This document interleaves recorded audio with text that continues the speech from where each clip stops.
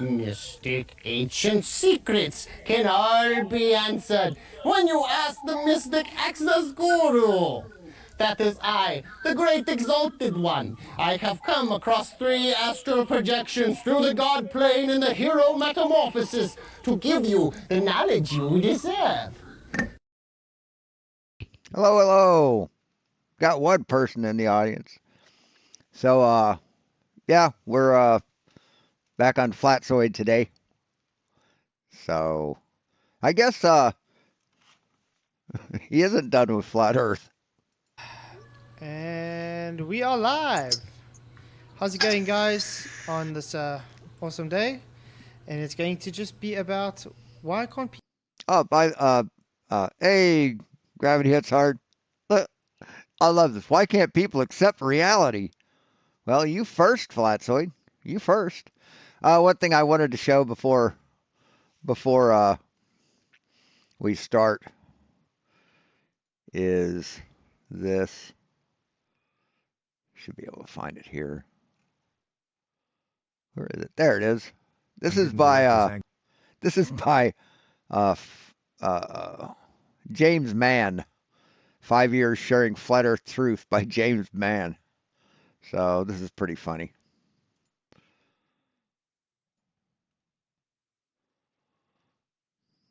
Oh man, it's been a while.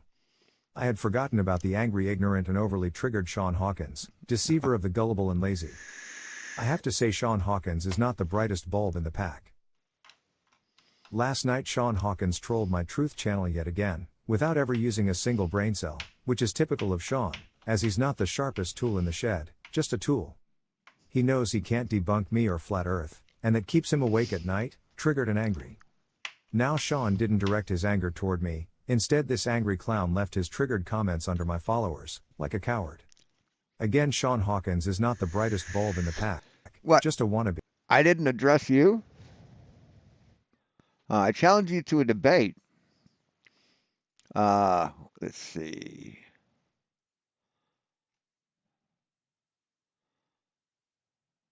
Yeah. See, he deleted all my comments. Oh, no, I'm sorry. He blocked me before making this video. This video right here, he blocked me before he made it. Just to be sure that I couldn't leave comments on it. That's how much of a fucking coward this guy is. The thing is, I don't automatically approve comments, because of triggered deceivers like Sean Hawkins. The multiple Because it keeps your echo chamber pure. Comments from this less than honest Sean never got read, just deleted. And of course I blocked this fool yet again. Honest flat earth researchers like myself easily debunk deceivers like Sean Hawkins when it comes to the shape of Earth. Long story short, I became a researcher after seeing that NASA had to fake the moon landings, and asked why. I endured months of hate from moon landing believers. Months of hate from moon landing believers. Then one day I got a comment saying flat Earth and a link to 200 proofs for a non-rotating Earth, which made me think of Genesis chapter 1. That video changed my life in just 24 hours, and I think of Genesis chapter 1. That video changed my life in just 24 hours, and I became a researcher. So it took 24 hours after watching Eric Dubé's video for him to be completely indoctrinated. Man, holy shit. That's not the flex you think it is, pal. At that time I had been walking a beach to regain my health after a heart attack. The beach is named Dennis Beach, New Brunswick on Fundy Bay. As I walked the beach collecting rocks and driftwood, I could see an island on the horizon on clear days. I never thought much about the island until I watched that video. So let's do something here. Walter Biselin's Earth Curve Calculator. See, he uses the standard no. Oh wait, that isn't it. Not the good Earth curve. What the fuck is it?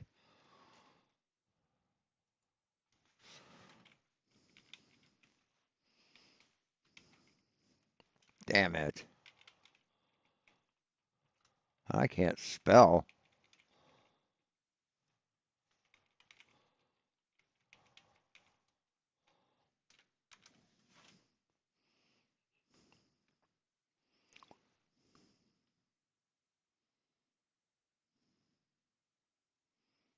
Is that it?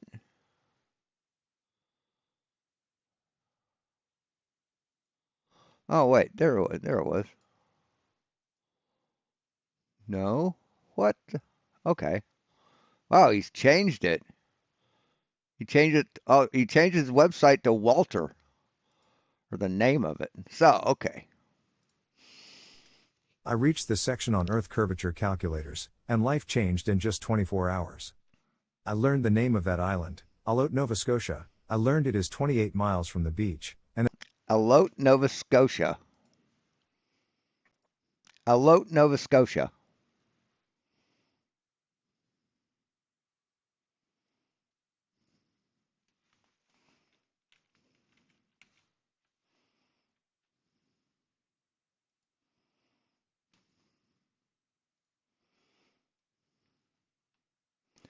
All right.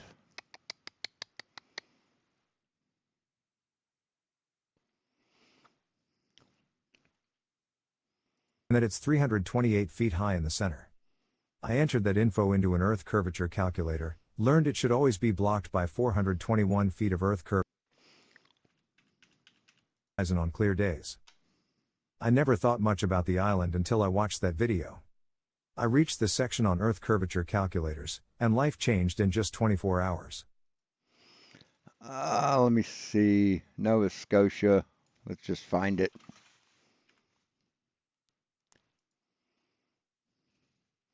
And let's go to maps. And the island.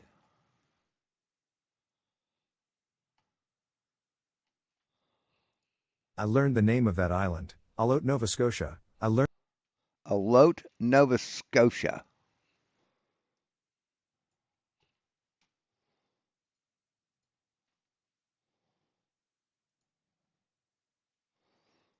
Alote. I'm looking for Alote, Nova Scotia. I'm not finding it. Wait here. Hold on. What's this?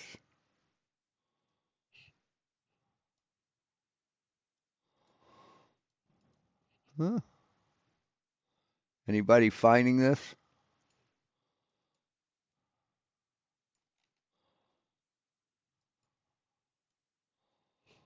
Here's Maine. There's Nova Scotia. Where's what's this? The fuck is that? Holy crap. What is that? That's weird. So, wait, what's this? Oh my god. This would take forever.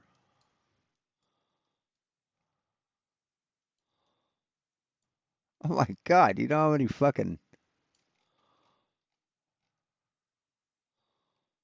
anyway. it is 28 miles from the beach, and that it's 328 feet high in the center. Hey, Real Cygnus. I entered that info into an Earth curvature calculator, learned it should always be blocked by 421 feet of Earth curvature, and I became a researcher, not just a believer. Many globe believers have.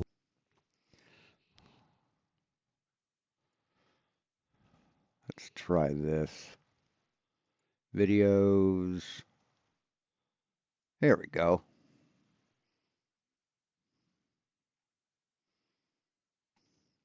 See, I didn't just leave comments to his people. I said I commented to him. So he's a liar, like all flat earthers are. It's 28 Dennis, miles. okay, 28 miles away is visible to the naked eye. So he's 80 feet above sea level. That's not it. So his observer feet is 80 feet. That would be 80 divided by 3. Echo, how many meters is 80 feet? 80 feet equals 24.38 meters. 0.38. Miles away and visible to the naked 3 eye. times 8 is I will 24. crop the image to get a closer look at the right end of the island. Now a red line to show where 193 feet of curvature should be blocking the bottom half of Isle. Where is the horizon, buddy? See, the horizon's down here. Your camera's not level, dipshit.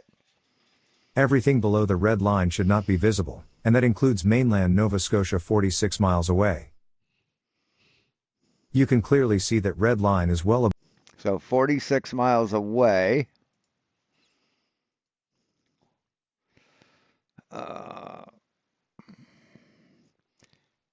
Echo, how many meters is 46 miles? 46 miles converts to 74,029.82 meters.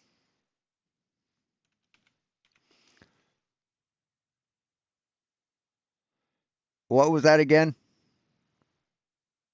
That's 74,029.82 meters for 46 miles. Okay. There we go.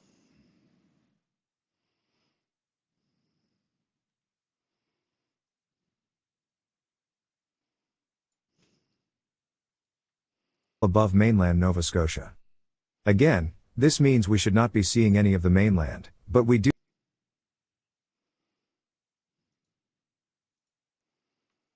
I adjusted the gamma and contrast to remove a bit of haze to make it a little more visible. So he's not saying how high. My camera is at 80 feet above sea level. The There should be mountains are. He's not saying how high the mountains are. Hey, Real Cygnus. Hey, Ender. 193 feet of earth curvature, meaning we should never see below the red line. But get this, we can see mainland Nova Scotia on the right end of the island. The mainland is 46 miles away, which calls for 800 feet of predicted earth curvature. What's the height of the mountain, dipshit? The mainland at 46 miles away is less than 200 feet above sea level, which 200 feet above sea level. So let's put Echo, how many meters is 200 feet? 200 feet is 60.96 meters.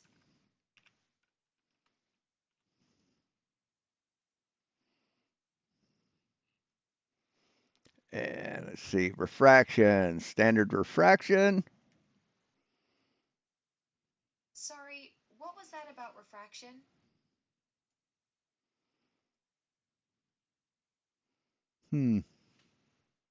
Well, something's not adding up here. Something's not adding up. disproves measurable curvature to 46 miles away. Echo, stop. So something's not adding up. So what do you think? It's, let's see, 60 meters high. Could it be the target distance? Be 46,000 meters instead of 74? Or it could be the observer height. No, he'd have to be pretty high up, and it doesn't look like he was. So he's fudged on the target distance. That's what he's done, right? Anyway, what a clown.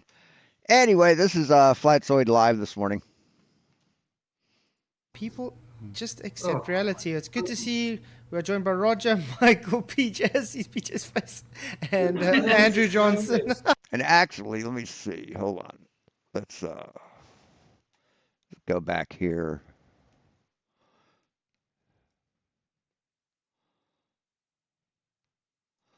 Where there's Crescent Beach.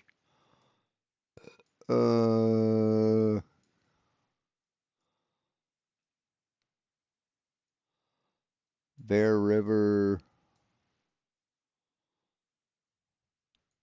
See, I'd have to look at his shit.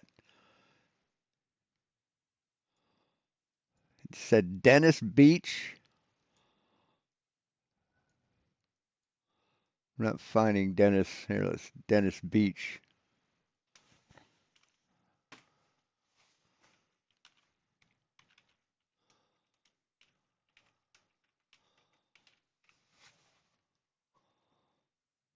St. John, has that? No, That's U.S. Virgin Islands. Venice Beach.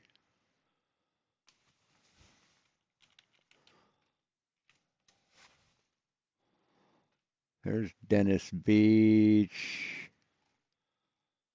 New Brunswick.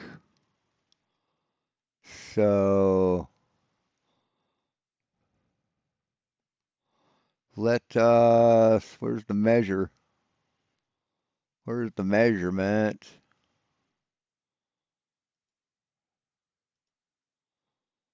How do we measure? God damn it. I fucking hate this shit. How do you measure?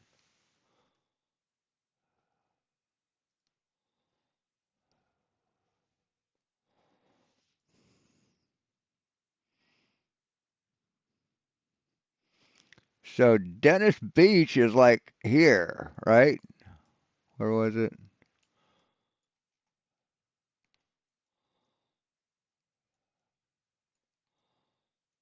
Anyway, it doesn't look like it's 40 miles. Does not look like it's going to be 40 miles. More like 20, 30. Anyway. Long time no see. Sorry, guys, give me 2 seconds. I just want to get my charger. Wow. Just wow.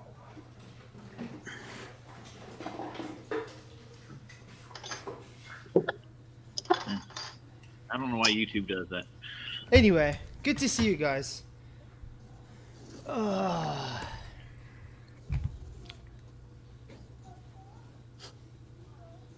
I need my cyber glasses on so I can't see the actual reality.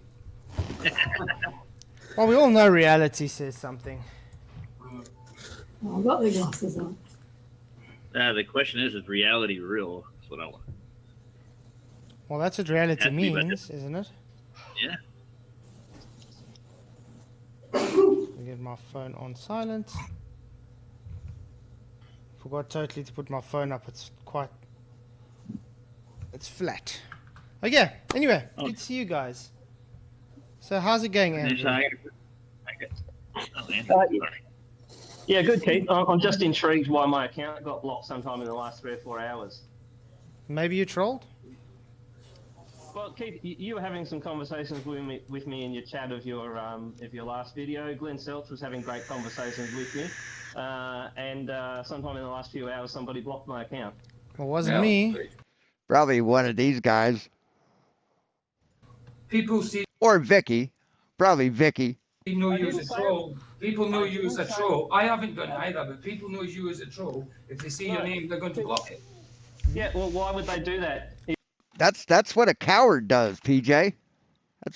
Wow, the volume's really low. Sorry, hold on. That's what a coward does, PJ. Because you're a No. troll. Because you're a Wow. Hope nobody had their headphones turned way up. Hey, CJ. Did you read any of the comments that I wrote? I against- haven't done it because I Okay. haven't read it. I haven't read any of your comments. I haven't done it, but I know you as a troll. didn't- If I seen your I name, didn't- I'd find I you as didn't- well.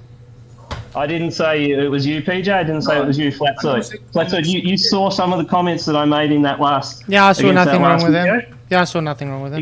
Exactly. And there's a few more comments that were just the same, questioning things, hold on, politely just talking with because- people, and somebody blocked me. Just because you have a few comments where you don't troll doesn't make you not a troll. Oh, poor PJ, little cowardly shit stain. Trolls cannot troll sometimes as well. Fantastic. But if I got Yes, blocked, fantastic. I need someone needs to have seen a comment that was worth blocking, No, not just blocking me no. because who I am. If Yes, they blocked me, yes. if they blocked me because of who I am, that So PJ, that means that you are a heroin addict, right? That means you're a heroin addict. You're a disgusting mongrel that's addicted to heroin, right? Because you've always been known as a heroin addict until you changed. But now you're not a heroin addict. But according to your words just now, just what you just fucking said, we can ignore what you've become. You've always been a heroin addict because you were a heroin addict and you'll always be a heroin addict, right? Right, PJ? See, that's how your world works.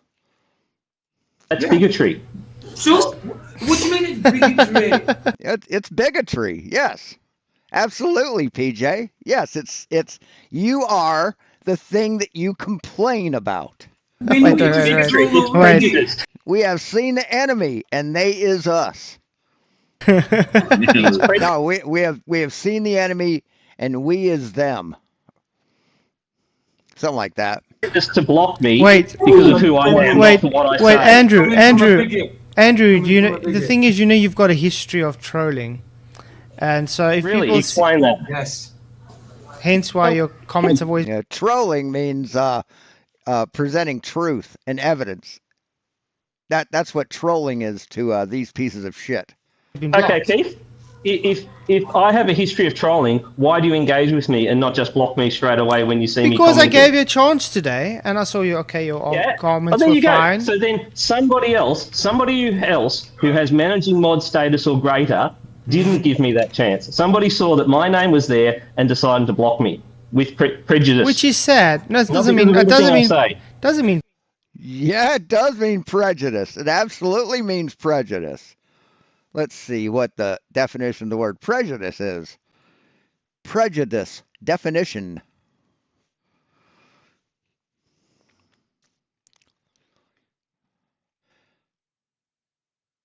A preconceived opinion that is not based on reason or actual experience. Prejudice, though. It just means Absolutely, that it does. they are Absolutely, keeping it does. they are keeping to the history of how you keep trolling. Right. So then that person did something that doesn't agree with what you Vicky think said- or how you think I should be treated, Keith. Vicky If says you you say did- that you should give me a chance. You said that gave me a chance to make some good comments, to make some great conversation and engagement with your channel, right? And somebody else came in and said, "No, Andrew can't be there." Yeah, it was Vicky, I guarantee it. This person, whoever it was, went against your wishes, and that has been No, done no multiple one times. went against my and you don't wishes. say anything. It was me, you ignorant loser. I blocked you because I'm a thin-skinned cunt. Pretty good impression? Yes, it did. You just said you gave I me a gave you a chance chance. to make some engagement, and I gave some engagement to your channel. I had some good conversations, was having some back and I forth with some agree. people, including you, and somebody decided that they didn't want that. So they've done something against what you wanted. No, didn't do anything against what I did. No, Keith. Just because No, I Keith, gave you a can say whatever chance, you like. and now you want to are just dictate. hiding Now you behind want to Michael's dictate. skirts. Now you want to. But excuse me, Mike- excuse me. Are you blaming me? That's what he's doing. Well, who Vicky else just would said. it be? Are you Who- blaming me? Well, hold on a minute. Hold on a minute. I'm at my mum's. I've It could be Vicky. It's probably Vicky. been on YouTube all day, pal. So I don't know why you're Yes. blaming me, but Well, it weren't me. Michael, Yes, Icky Vicky. this Stop isn't the carrying person- on like it was me. Wind your neck in and shut your mouth. It wasn't me. There you go. Right. Thanks, No, Michael. only Thank you. for Thank fun. you. You better shut your mouth or it'll come to fisticuffs. Thank Only- you. I've been any- blocked. but I've been anyway- blocked No, multiple no, times for no, similar unlucky, situations. unlucky. Now you've finished. Unlucky. You've tried to come and cause a bit of shit and you failed. Now it's time to leave. See you later, mate. See you later. Ta-ta. Is that his channel there, Flatzoid? Or is that your channel? Ta-ta. He ain't getting it. Right. So, Keith, who has managing Huh. He's still there. He's still there, Michael. What's the matter? Didn't your Tata do the job? mod status or above on your channel? I haven't got one. Managing I am. Anyway. I am.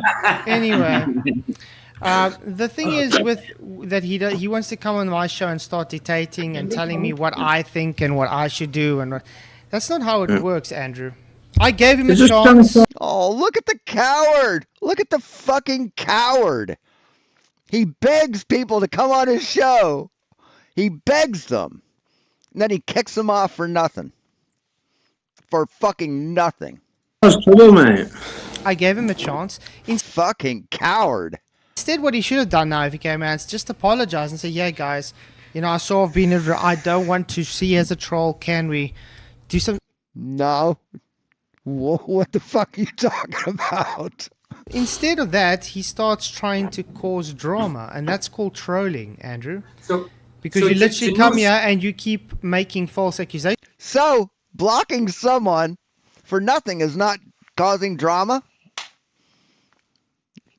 It's not causing... Shut the fuck up, Flatzoid, you fucking piece of shit. You pathetic, cowardly little bitch. About people like Michael, for instance. If you are constantly trolling, I mean, I'll be honest, like, if I saw him, I would ban him. But me too. I haven't been on YouTube today to ban him, so it's hard lines, Andrew. Sorry. Me That was too. a shame he weren't. But I haven't seen him. But yeah, like I said, I was letting him talk now until he started dictating to me what I should and what I should not think and things. That's not how it works, man. Sorry. Well, Keith, I don't go No, through your but comments. to call someone God, what a coward. I just can't get over it, man. a bigot just because of your behaviour, your continual behaviour, to call someone a bigot because they ban you, because they're used to seeing what you're like, they ban you. To call them a bigot because of your own behaviour is not bigotry. Yes, you're a bigot. You're a bigot. You all are bigots. Hey, let Brenda come on your show and see how not a bigot you are. That's not bigotry, no. Remember, if you guys didn't realize, he came in now with Eduardo 6, number 6, okay? The guy has many soccer accounts, and all of them are banned for trolling. So it's just normal that some of the mods are going to see this guy who's been trolling with many troll accounts and say, well, this guy is not welcome here, bye. It's as simple as that. Then I'll just say, Hey, I Vicky. did it. I did it. What'd I tell you? She did it. Yeah, she's proud of being a bitch. She's proud of being a shit cunt. Vicky, shame on you. Well, I'll do it again. you know, that just shows how much of a piece of crap he is, and like blaming me with no evidence. Are you in your Except for the fact that you said what? That if you would have been there earlier, you would have blocked him? You would have banned him? I mean, except for that? Huh. You and your tablet, Michael. Yeah, is it going funny? No, it's not funny. It's just boom. Well, Alright. well, the thing is, if you go to his YouTube channel, it's literally all troll channels about all troll videos, and it's bad mouthing me, bad mouthing PJ, or whatever. So, what does he expect? How is it bad mouthing you? How is he bad mouthing you, Flatzoid? Let's go to his channel.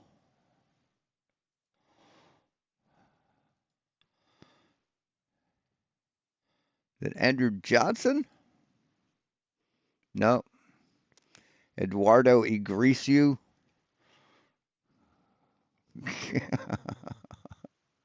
Eduardo Igricio. What the fuck, dude? So here's his shorts. He's got videos too, and basically just explaining shit, right? Let's see him bad mouthing him. Let's see how he's bad mouthing Flatzoid. Actually, let's look at a short first. Well, most of the population live in the north rather than the south. That's a lie. But okay. What? What do you mean? Brazil has more people in Brazil alone than the whole of Britain. There's more people in the northern hemisphere okay. than the southern hemisphere. Excuse me, do you know how much people live alone in Brazil? Well, I don't know. Now keep an ear out for when Eduardo Igricio is gonna badmouth Flatzoid. Population of Brazil. Okay. Alone in Brazil. In let's put South America. Do you know what's the population of South America? Isn't bigger than the population of China? No. It's a lot. 1 or 2. Hey, Stanley. 1 or 2. Yeah, 1 or 2, maybe 5. 5 people. The point is, Luca, there's a lot of people in the south, okay? You're making it sound like, oh, because there's so much people in the north, like in India and stuff, then there's no people in the south. There's a lot of people in the south. No, he didn't say that. He said there's more people in the north than there are in the south, which is a fucking fact. So in order to make his point, he said, well, look at England and Brazil. Okay, how about looking at South America and all of the northern hemisphere? How about that? How about South America and China, Russia, the United States, Canada, Mexico, Nova Scotia? What about that, Flatzoid? Huh? So, yeah, there's no bad mouthing of him there. What about here? And how come your GoFundMe was only for like $6,000 or $8,000? You didn't read it. I did it in quadrants. Why? Okay, that's the dumbest thing I've ever heard. Wait, shut up. Why would you do it in quadrants? Because when I said the 40,000, that it was best to do this in quarters. This is the recommendation of GoFundMe. This is what they said. I said, okay, this is what they offered me to do. So I do it. And there's no bad mouthing of Flatzoid in this video. So, in actuality, there's no bad mouthing of Flatzoid in any of these videos, right? Let's look at just a regular video. Here we go. There we go. Hi, Andrew here, and today I'm free to bring you yet more of Flatzoid's compass shenanigans. I've previously detailed 13 different directions that he found for the sunrise in Ovongo last December. Well, on a line... Now, he does mention his name, but see what happens in this video is he points out where Flatzoid is wrong. Is he pointing out that Flatzoid's wrong as being a troll, and it's bad-mouthing him, right? That's what Flatzoid considers that. So when Flatzoid cries and whines like a little bitch, he's just hurt by the truth. You know, truth hurts, Flatzoid, doesn't it? You know, when you get proven wrong, it hurts your feelings, doesn't it? You know what I say to that? Quit being wrong. Quit being a gullible chump and a fucking liar. Actually. Exactly. Listen. Well, he gets what ditches out, dude. That's what it really is. I've been a mod on this channel for nearly... Wait, what? He what? What did you say, Roger? What does he expect, actually? Exactly. Listen. Well, he gets what ditches out, dude. That's what it really is. I've been a mod. Oh, I didn't understand what the fuck he said, man. On this channel for nearly 2.5 years at least, right? Apart from that 2-month break. Apart from a 2-month break. But I've seen these people for 2.5 years, from when I was a Glober to now, right? And I banned them when I... You were never a Glober. I was a Glober, and I'll ban them now. Right. There are certain people whose names I see in chat, and straight away, I don't care. If Flats disagrees with me, he'll tell me. Never once has he disagreed with anything I've done. Nope. So do you know what? If I see... So you don't disagree with anything they've done. So in actuality, you're okay with them banning people for no reason. So that might as well be you doing it, dipshit. Can you not understand that? You in chat, Andrew, or AA, or any of you dickheads, I will ban you. I'm with Vicky. I'm with Vicky all the way. Me too. It's just the dickheads thing. Dickheads. Listen, right? Dickheads. When they've gone to the extremes that these people have gone to all of us. Yeah, slander. What, of proving you wrong? That's not slander, Roger. Proving you wrong is not slander. Do you know what? Why? But what you've done to people is slander. What you have actually done to other people is legally called slander. But just proving you wrong is not. Would we want you anywhere near us? And by the way, the one comment that Andrew did leave today almost made me block him myself when he's like, oh, you finally got a proper compass. Yeah, I saw that. There you go. Well, okay. So how is that a reason to be blocked? Why is that a reason to be blocked, Flatzoid? Huh? So tell me that's not trolling. So I could have banned him based on that as well anyway. So tell me that's not trolling. That's not him being happy that you got a new compass. Flats, what are you gonna do with your new compass? I first have to get a compass. By the way, I'm not going to the beach just to do the sun for these nonsense. Yeah, you're going to the beach. Basically, what happened was then he got He can't go to the beach to do his son things because he's not gotten a hotel room that has wooden chairs. Band got butter, thought it were me and thought he'd come and try and cause me some grief. Big failure, Andrew. You'll know if it's Michael because you'll see him in the comments. You'll not. If you don't see me, I'll just do it. You know it, like, if I'd banned him, I'd have just told him, yeah, I banned you. Like, Yeah, I you ain't usually scared of say- any global. Like, I'm not going to, like, ban someone and say, no, I did. So Vicky says that if you get banned and it's her, you won't even see her because she won't even be. Yeah, you're a liar, Vicky, because every time you've banned me or anyone I know, you always brag about it. So you just can't be honest, can you? Typical slag. Do it. That's You what know, I but usually I've see. literally been busy all day. But that's what I usually see. You leave a comment and then get rid of them. Yes, Emma, he's a globe. He's not a globe. He's an anti-flat earther. Hold on, babe. Yes, Emma, he's an anti-flat earther, but he does believe in the globe. I wouldn't call him a globe. I would call him an anti-flat earther. I didn't realise what you were saying then. Yeah, when I ban someone, I tell them it's me that's banned them so they know. Because then Keith don't get grief for it. I mean, look at this guy. This Kevin guy. Kevin Conroy. That's a troll, guys, because he literally comes in here and he spams the same message over and over and over on all my videos. Exactly. Well, if they are sending someone to the moon, it's going to be the first time that anybody's ever been there. No one, no one's ever been to the moon. What was the enthralling conversation you had with Andrew in the comments that made it so wonderful? Nothing really. He just told me about last night's discussion, trying to figure out, change maths and stuff. He says, like, take the orange peel off and see if the orange peel floats. And so I said, if you look at my video, a piece of orange peel did fall and it sank. That was it. Oh, no. Practically. Yeah, there you go. So, that was it. That's a wonderful conversation. So I think I answered him 2 or 3 comments, but it wasn't much answering. Oh, and I still have the live stream scheduled for 2 o'clock. It was I was going to cover Flatzoid's live stream yesterday, but everybody else was going fucking live, so I decided it wasn't worth it. I've been painting all day, right? And I'd just come out of the shower, and all I heard was Andrew Johnson moaning about being banned. And I said, "Put in chat. I'll be in a minute." Quickly got dressed, put my hair in a towel, and come in, and he was gone. That's what bigotry is. I was being quiet, me, because I don't want to talk to. How can you shut off your imagination for like 5 minutes?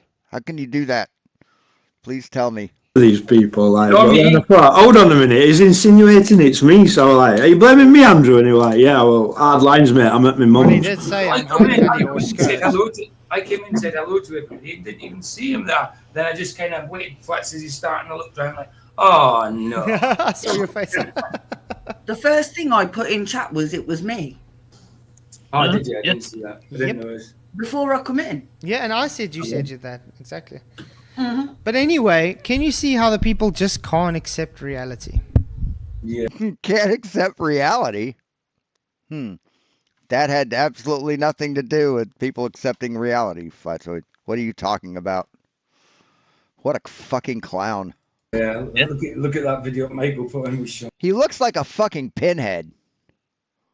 He looks like a pinhead. Photos of pinheads. I know it's going to give me...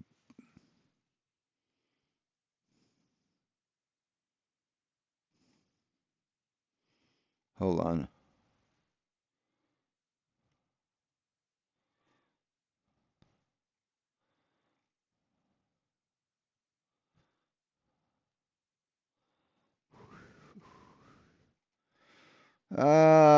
Where is it?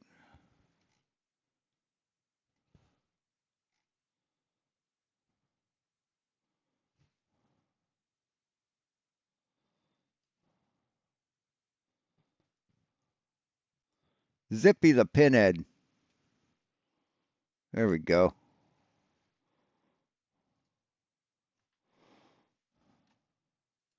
Yeah, his forehead is like extraordinarily long, and just got this little tuft of hair on top. Is anybody else seeing this? Is anybody else seeing this?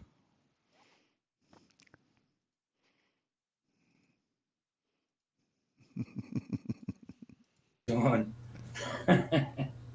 Did you do a video on Sean, Mike? I didn't. No, it's not my video. No, it's James Mann. James Mann, yeah. Which I 100% agree with James Mann, by the way. Oh yeah. Wow, that's pretty fucking sad, man. I gotta go watch it now. It's only 3 minutes long. Sean Hawkins. Let's actually play it. How's that? Yeah. Let's get it up quickly. Oh, I have to go watch it. I watch it right here. Hey, unfornicated. I'm gonna have to start calling him Zippy. I like James Mann. He's done some good observations. Oh yeah. He's done some good. No, he hasn't.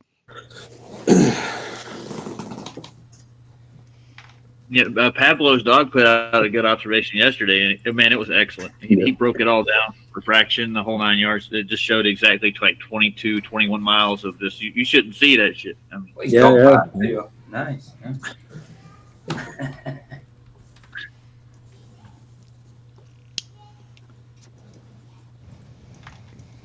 Yeah, Roger, I did have the film set for another film, but when I seen Eric DeBay say that movie has got hey, Seafair, something to do with conspiracies and then flat Earth in it, I thought, we're going to watch that one. I know it's a bit more subversive. It's a bit subversive, isn't it? Yeah, it wouldn't be how we see flat Earth, would it? I'll be right back. No, of course. Yeah, don't tell me. By the end of that, my stream that killed my stream. Playing a Dubé video is like it's boring, dude. It's like everybody falling asleep. What, playing Dubé's video? Yeah. Now I'm playing the movie, not Dubé's video. Yeah. Oh look, good God, hey man. Watch this.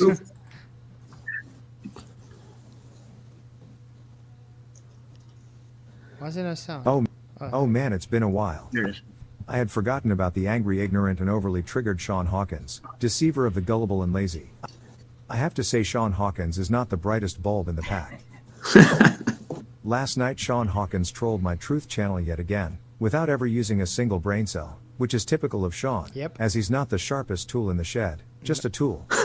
He knows he can't debunk me or Flat Earth, and that keeps him awake at night, triggered and angry. Now Sean didn't direct his anger toward me, instead this angry clown left his triggered comments under my followers, like a coward. Again, Sean Hawkins is not the brightest bulb in the pack, just a wannabe. See, I proved that. I proved that wrong. Right? I proved that wrong. Let's see if I can get back to his, where is it? Yeah, I proved that wrong.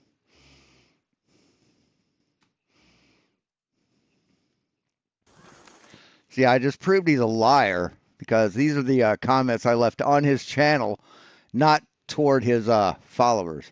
I left one comment to a follower. Where was it?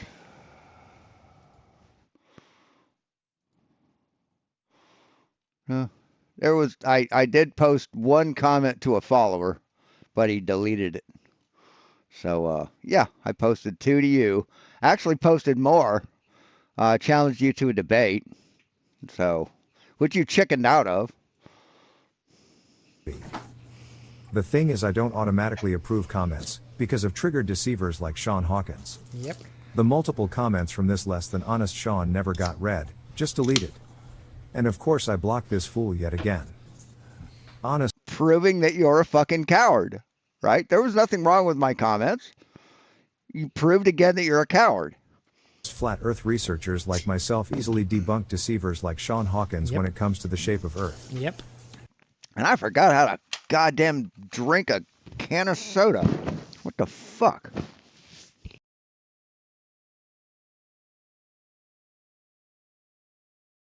Sorry. Long story short, Hey, Orion. Became a researcher after seeing that NASA had to fake the moon landings, and asked why. I endured months of hate from moon landing believers. Then one day I got a comment saying flat Earth and a link to 200 proofs for a non-rotating Earth, which made me think of Genesis chapter 1. That video changed my life in just 24 hours, and I became 24 hours. That's got to be a record. That's got to be a fucking record of time to be indoctrinated.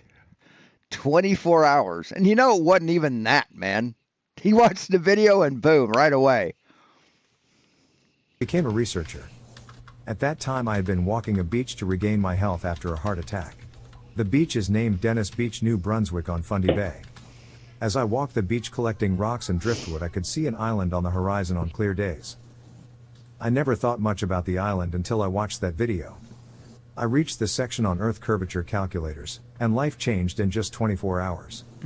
I learned the name of that island, Alot, Nova Scotia. I learned it is 28 miles from the beach, and that it's 328 feet high in the center. I entered that info into an Earth curvature calculator, learned it should always be blocked by 421 feet of Earth curvature, and I became a researcher, not just a believer. Many globe believers have laughed, mocked, and even told me how stupid I am, yet not one of them could actually debunk my proofs. Deceivers like Simon Dan and Professor Dave Explains took one of my videos and lied through their teeth, because they couldn't actually debunk it. How pathetic is that? These deceivers of the gullible claimed mirroring was curvature in order to deceive their gullible lazy followers. Followers who stay triggered but never actually get around to doing any personal research. That's why they are called faith believers and not researchers. I agree. Sadly, Sean Hawkins is triggered and angry most of the time, and as far as I can tell he shows no signs of becoming honest anytime soon. Let's see how long it is before he creates another trolling station to attack truthers he can't debunk. What is a trolling station? Closer to 27 kilometers. Of course. Of course. It's not 47 fucking kilometers. Thanks for watching. I mean, things are this far apart, and down in the key, the scale, it's like that's 5 miles. And always do your own research whenever possible. Or 5 kilometers. It's like fucking idiots. Amen. So, that showed me, didn't it? Ooh, that showed me bad, man. He just totally schooled me on that, didn't he? I like that. But that is Sean Hawkins for you, though. True and true. I mean, he has nothing but insults. That's all he ever does, unfortunately. Really? No, see, I debunk your stupid ass too. Completely. So. And the guy usually debunks himself. Oh, really? When? When do I debunk myself, Flatzoid? See, that's a thing called invincible ignorance. That's what you present. That's what that is. Everything you say debunks you and proves me right. No matter what it is, everything proves me right. Yeah, I had a problem with Professor Phil, and I asked him like 8 questions. He's trolling my whole channel, and all he's doing is debating my patrons, and I got rid of him. He's no longer banned. I can't deal with it. Terror's correct. Sean's chat is the Flatzoid back chat where the band trolls go to gossip. That is true. That is true. That is practically all his people that support him, or the people that are banned here for trolling. So Sean should actually be thanking me for banning them. Oh, I thank you for the content. Thank you for the content, Flatzoid. Because if we don't ban them, then he wouldn't have anybody support him. Anyway, the fact that they support Sean tells you what kind of people they're like. Yeah, well, look at that Orion dude that came on the other night. Look how he was. Yeah, I had to clip that bit from your stream, but I want to have a little bit of fun with that when I get home. That man. So that was what, yesterday or day before? So yeah, we'll go over that. That's coming up for 2 o'clock. Made me laugh. I rewatched that so many times because it was so funny. But I was thinking, guys, I would like to do some scriptural. It was so funny. Base tonight as well. You know what I mean? Because we do have some Christian globies in. So, you guys want to go through some Genesis? Why not? Sure. We haven't done it in a while. All right. Actually, let's bring it to live. Us on the TV. What's up with that? No, this is something else. This is called Iron Chef. I've seen Iron Chef. This is old. All right. So I guess we could do something later, but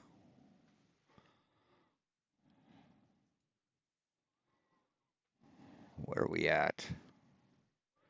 Yeah, we're not going to watch his religious bullshit. We'll do this. Well, I'll just plan on something else. What? What, real Cygnus? You don't like my voice? Oh, what's the matter, love? I still haven't seen Bob Nadell's daughter, have you? No, but then I look for data on other gyros that say they claim the same thing. I can't find it, dude. I've literally dug. Nobody releases any of their data, and they say it's not enough. The data's not enough. Yeah, the data's enough to like prove you actually did what you're talking about, but they won't put their data out there. Yeah. Well, that whole thing with Bob Nodell. Isn't that weird how Bob doesn't put the data out that could prove him right? Isn't that strange? Right? We couldn't, but then we got the data and discovered that he was a lying sack of shit. Isn't that weird? And 15 degrees of drift, how he said it. Isn't that weird that you thought that if he went higher in altitude, it would go faster? It would show more precession? Isn't that weird that you're so fucking stupid that you thought that would happen? It that way was so deceptive. Mm-hmm. This is this where you were? Is this the show you came on, Orion? I think it is, isn't it? I think it is. Anyway, it's got Sleeping Warrior, so this ought to be hilarious. Like the actual YouTube account associated with that gyroscope is now gone. Yeah, he's still whining about you. Like the owner of it deleted the channel because they knew what Bob did. What they were talking about was they detected what's called Earth drift, which means they detected movement around the Earth, not Earth moving itself. No, that's not what the that's not what the laser gyroscope detects, dipshit. It doesn't measure the movement around you of like the ether. That's not what it does. It does exactly what it's advertised to do on the label. No, they went to different elevations at latitudes, and there's different air pressures. Those gyros, especially those ring laser gyros, will have a different effect. What they're accounting that. No, atmospheric pressure will not affect a ring laser gyro. Those things are sealed. Did you know that? Forest, they're saying that's due to the spin of the Earth because of the longitude, latitude, and gravity. But they'll weed out the data. It's no. Listen to this word salad coming out of Roger's dumb fucking mouth. Listen to this. Those ring laser gyros will have a different effect. What they're accounting that for is they're saying that's due to the spin of the Earth because of the longitude, latitude, and gravity. But they'll weed out the data. It's convoluted. What, Roger? What the fuck are you talking about? It's a drawn conclusion. Yeah, but what I'm saying is with Bob Nadell, okay? Yeah. He never ever showed the data for that 15 degree hour. Yeah, he didn't. Yeah, we kept trying to get him to show it. We finally got it. The only thing it is where he was in that mockumentary claiming, and what we saw was a drift, a 15 degree hour drift. That's what he said. That's right. Yes, which is exactly what the heliocentric model predicts that you would see with a ring laser gyro. just like it says on the label in the manual that the engineers who designed it to do. It's all they show. They don't show him showing his work. They don't show any data of his work. They're nothing. Yeah. Well, the claim is that it drifts 15 degrees. Yeah, it does have, yes, gravity has something to do with it. But, yeah, not that much. Not going up a few stories in a building. An hour due to your longitude and latitude. That's due to the rotation part. That's the claim, but is there any proof showing this? There's no. Other than him not. just saying something in a mockumentary. Actually, there is proof of that. It's circumstantial proof because he then bought or rented a fiber optic gyro, which works with the exact same principle, and that showed drift sitting on his fucking desk. You think his house was moving, Flatzoid? You think his house was on a gimbal? Mm-hmm. Yeah, just like we did do it. Yeah, they really want to prove the drift of the ether. They want to prove the ether's actually. But that's spinning. also the There thing. was that was the main point behind it. But Really. that's also the thing. We all know Bob Nadal and them were pushing the ether, okay? Right, they're liars, Flatzoid. They're liars. Bob Nodell was a disgusting fucking liar. Just like you. Mm-hmm. And he was probably stating that in context of the ether. No, he wasn't. No, he wasn't. But because it was... Because he didn't say he was measuring ether. He said they were measuring to see if the Earth moved. And he never said anything about ether, Flatzoid. See, ether came up later as an excuse. That's where the ether came in. Cut and manipulated to make it sound a certain way. Even Bob said afterwards, and you can ask Jaron and things as well. The thing.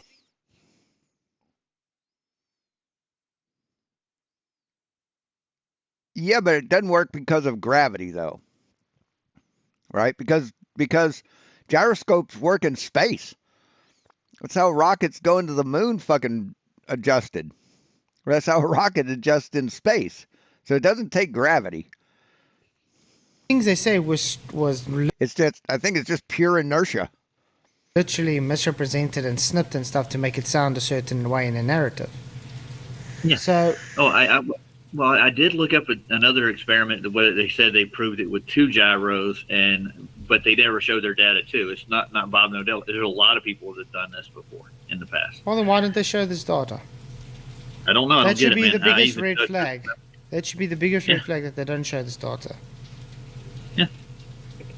And if you want to claim, have you looked for any data? Have you looked for the data for like the log of a fiber optic or ring laser gyro? Have you looked for it?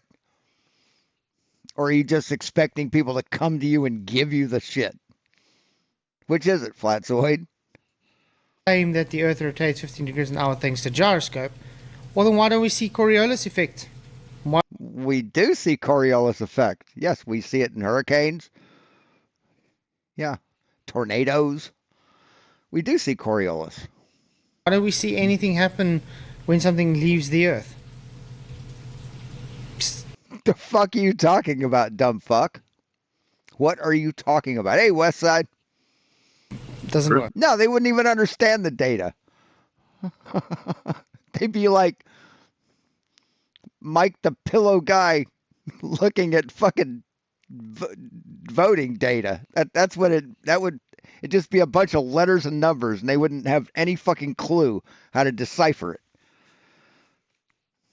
Yeah, I mean, a deviation from horizontal is all you're going to get out of a gyro to begin with, because that's all it's establishing is a level plane to begin with. What? No, a gyro doesn't establish a level plane. Dude, what the fuck are you talking about? What in the fuck are you talking about? You talking about one on a plane? On an airplane? No, it just locks into 3D space. It doesn't establish a horizontal plane, dumb fuck. It locks itself into 3D space. The plane is sitting horizontal or a little up, a little tilted up, but like I've said before, you can fly around cage your gyro and then uncage it in the air, and it'll change it. So. Mm-hmm.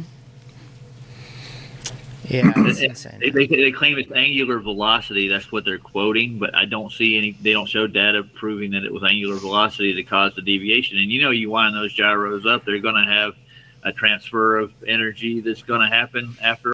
Well, this would be a good opportunity for Flatzoid to explain how a gyroscope on an airplane, right? I need to hold on a second.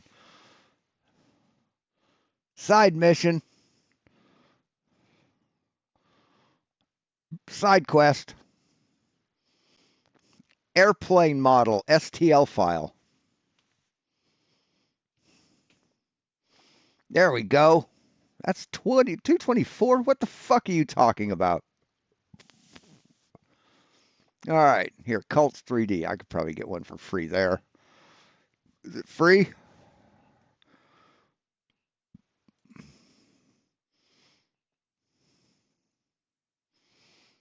Yeah, how about this one? Open price. There we go. Fuck me.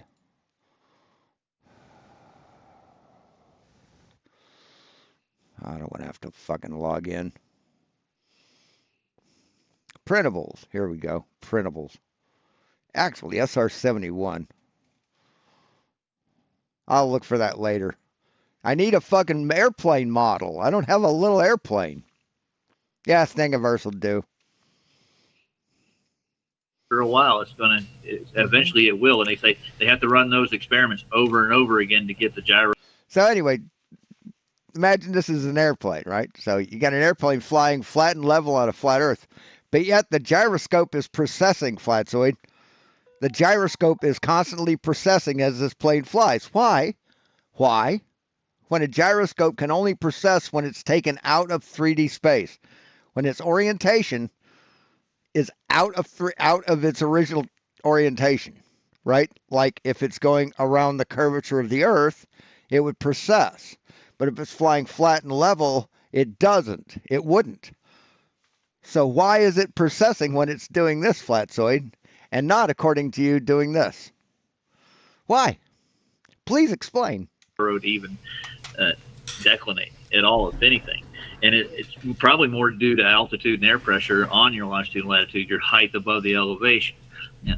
It's gonna affect it. There's so many other reasons why it does that.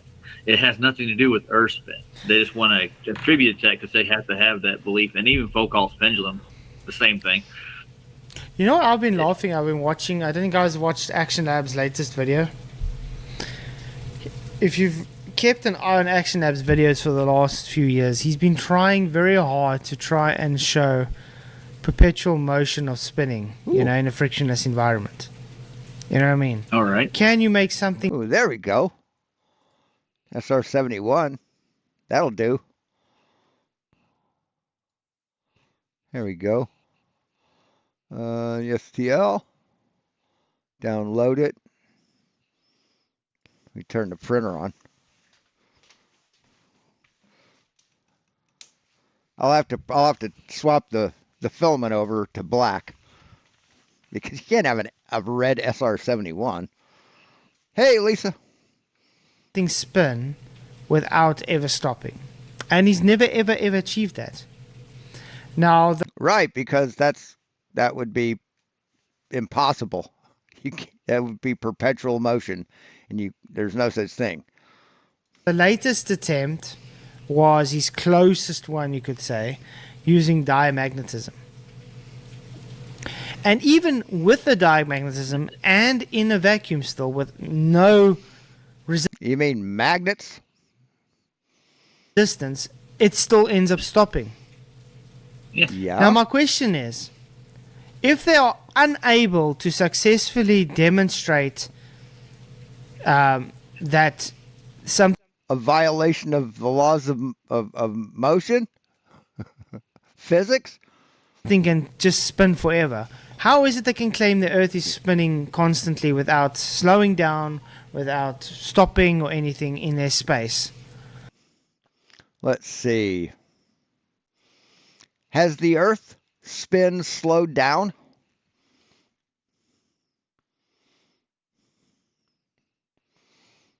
Yes, Earth's spin is gradually slowing down over long periods, primarily due to the moon's tidal pull making days longer, about 1.7 milliseconds per century.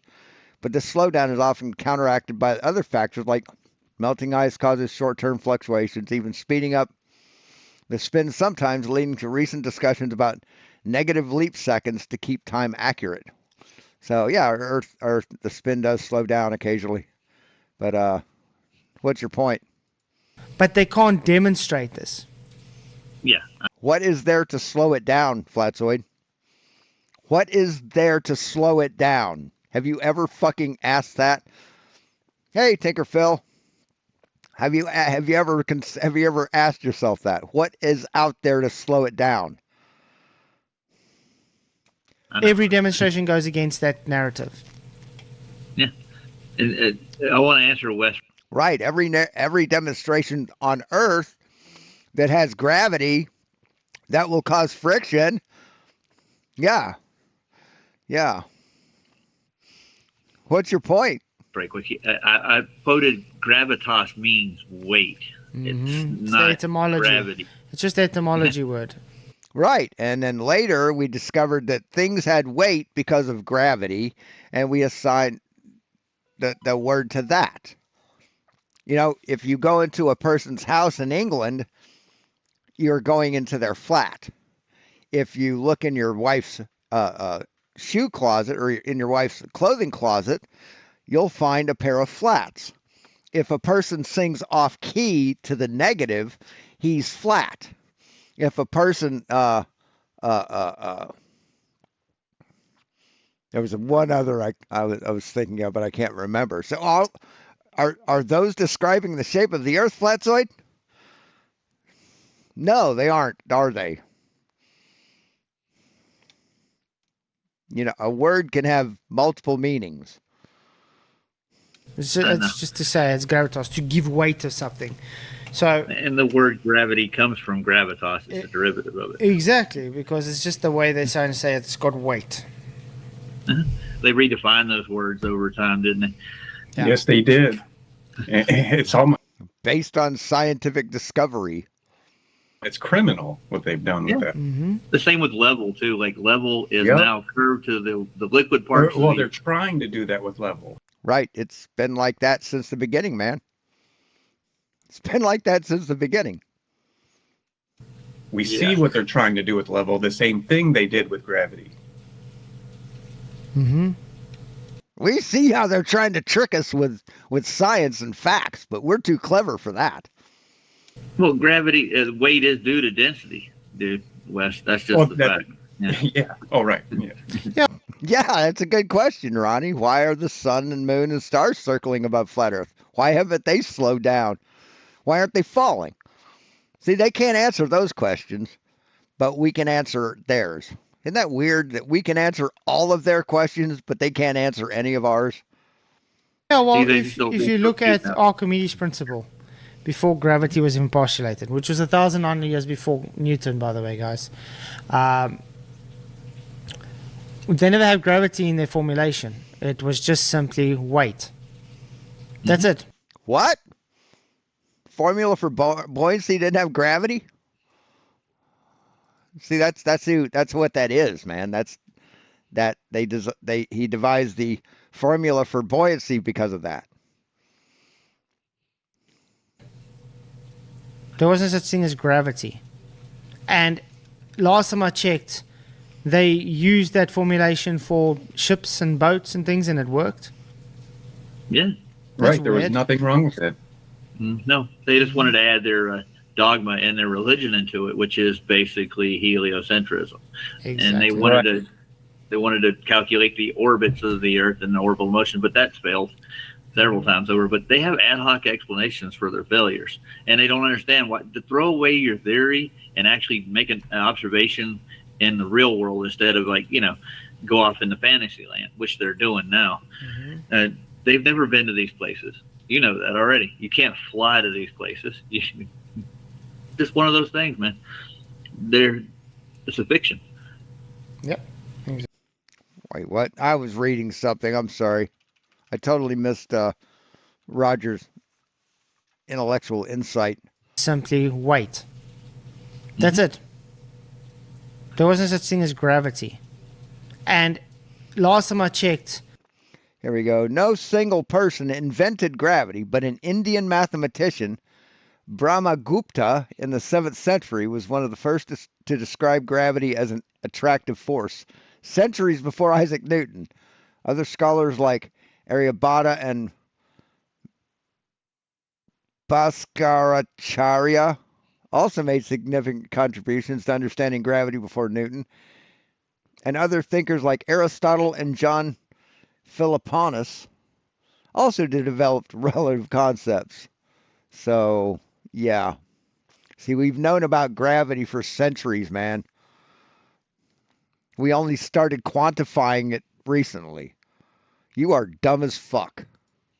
they used that formulation for ships and boats and things, and it worked. Yeah. Right. There was weird. nothing wrong with it.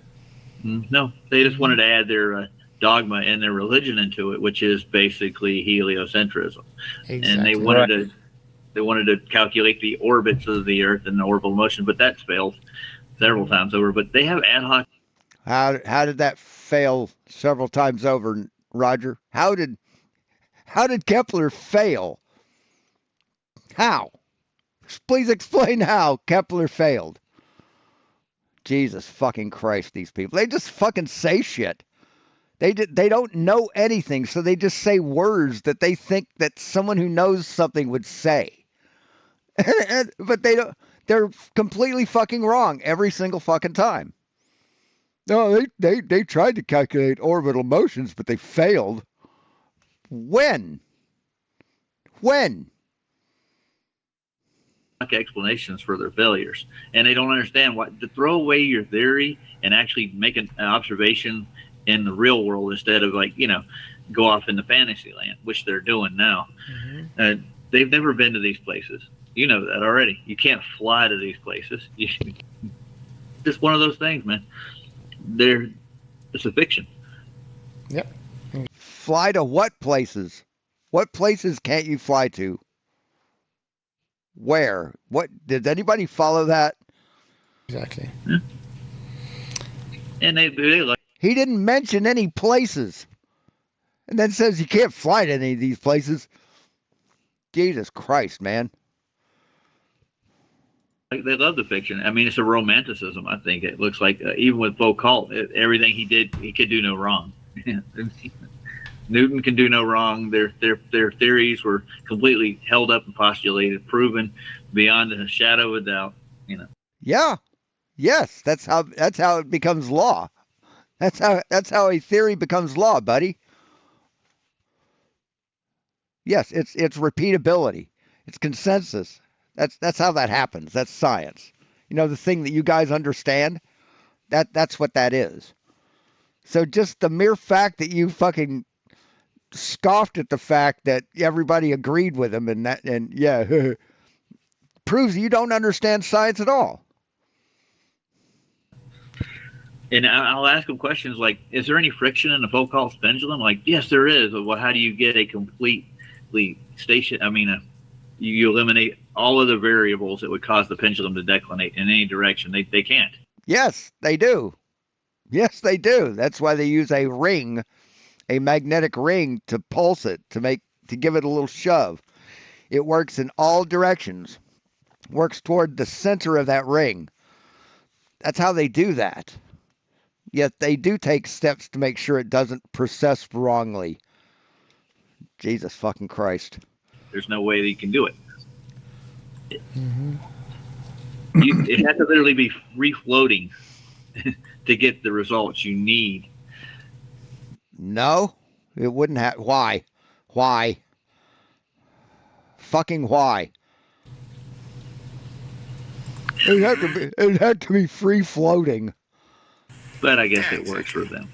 But I mean, as soon as you get well, it's like this attitude that they have, like even if he's watching me again. Isn't that hilarious? Yeah, I guess all the losers are over here, Flatzoid, right? Anybody who doesn't show them up and down. Oh, I'm sorry. This wasn't live. Sorry. Down left and right how their theory doesn't work. They're like, well, you're still disagreeing with the wording, with the word, because they got their belief inserted into the word itself. Like, and they literally look at it like, oh, well, because it's still in the word, therefore it's proven. So if you consider something heavy, see, they already knew what heavy was because of gravity. That's why they say, well, the gravitas of the situation. I mean, seriously, man, how fucking dumb are you? You do not understand how they got the word gravity for something that falling and is heavy, gives things weight. Right? Gravitas is just giving words weight. But we're talking about something like this that has weight, physical weight. So what would be the natural word to give that phenomenon of things having weight? What do you think that would be? What word do you think they would use? Would they invent a new word? Or would they just reuse a word that already means weight? It's like fucking dealing with children, man. It's like dealing with fucking toddlers. Like, no, you perverted the definition of the word a very long time ago. Yeah. Or maybe not them personally, but, people who, under the same belief did. I mean, and they're so triggered by reality. This is reality, man. Gravity is real. The name of it is real. Its effect is real. We can measure its effect. We can use its force to build things with that don't collapse under their own fucking weight. Why are you so triggered by that? Think about the mass of their globe Earth. Let's go with that. And if the angular velocity what they're talking about would be so mass, anything that was free hanging, like cranes, any other pendulums, you would have to weight them to go straight. They would always deviate. How long do you think you would what? My God, he makes my brain hurt. The angular velocity what they're talking about would be so mass, anything that was free hanging, like cranes, any other pendulums, right, that don't have swing imparted into them. I mean, those things, a crane just sitting there that wouldn't move unless you made it move because of angular momentum. You would have to weight them to go straight. They would always deviate. No, what are you talking about? When you swing something, it has fucking angular momentum. It wants to stay in the same plane of swing. How long do you think a crane would swing for? Probably not a long time, right? Regardless of that. Mm-hmm. They talk about scale all the time. The scale and the mass. Yes, cranes are not pendulums. Exactly. Mass of their Earth is large.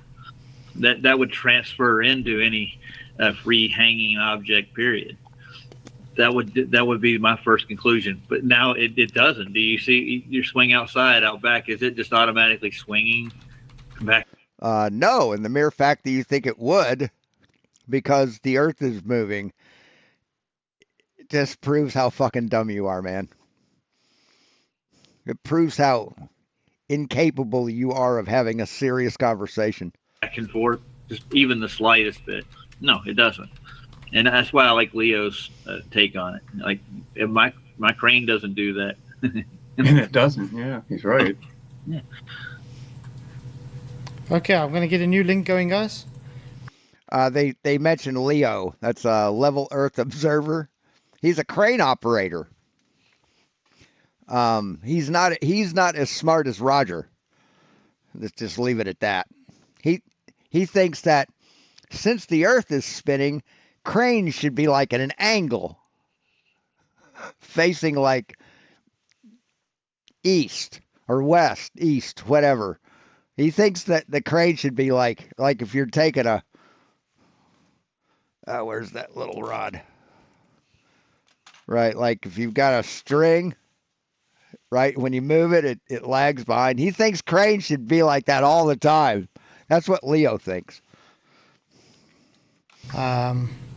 So pop by. You know, despite the fact that when you're driving a constant speed in your car, your air freshener isn't pinned back to the back of the car. It's hanging straight. So he doesn't get that.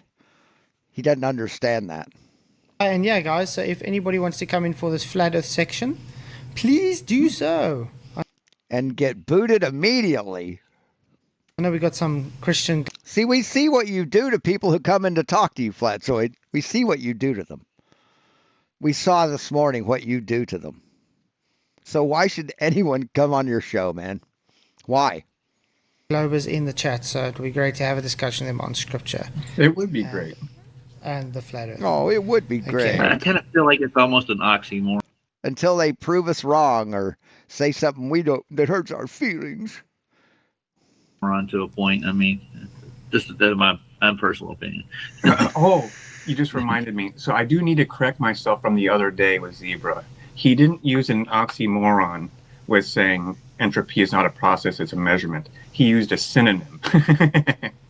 Like it's not a process, but yet it's a process that we've measured.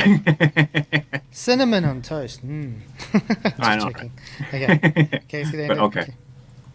Lamanini. Yeah. Okay, so guys, please hit the likes, share the show. Really, really do appreciate you all. Thank you very much, and appreciate everybody that does support this channel. You guys rock. Okay, let me put the new link in.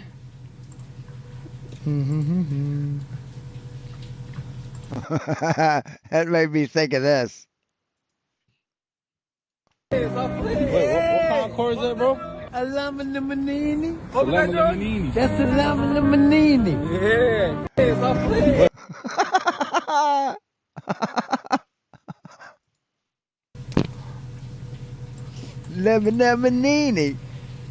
Where is the... There we go.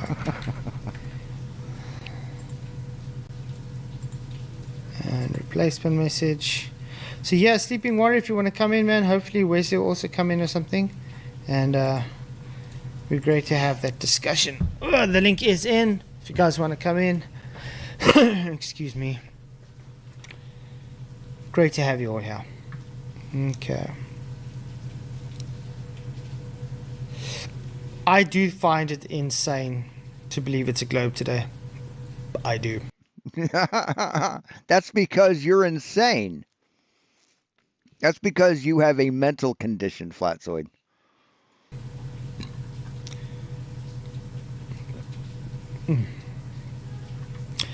Whew. Optimus Prime, Autobots, let's roll. Okay.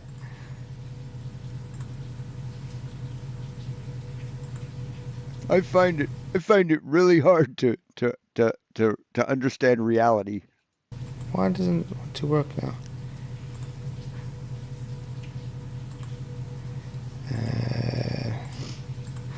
Where am I? Sorry, I'm just trying to find the right link. There we go. Admit all. And you're back in. Ding bong. Ding bong.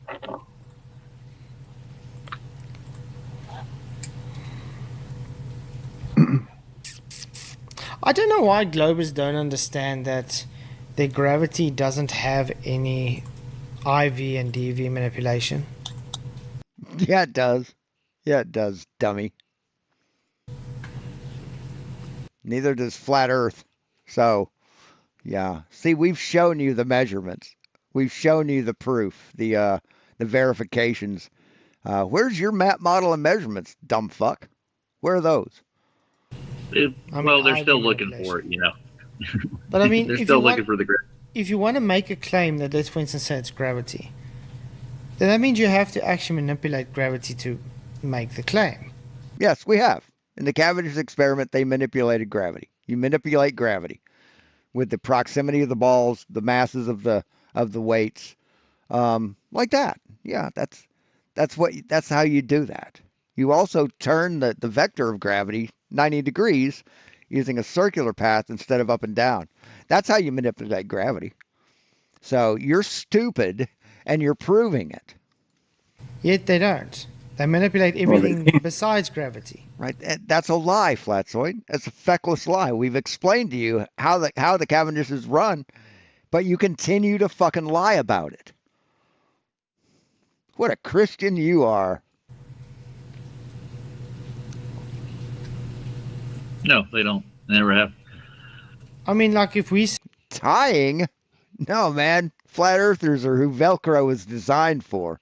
say, okay, we're going to manipulate the density ratio between the medium and the density ratio. Speaking of that, why with the Cavendish experiment do those balls come together when there is no change in the density relationship?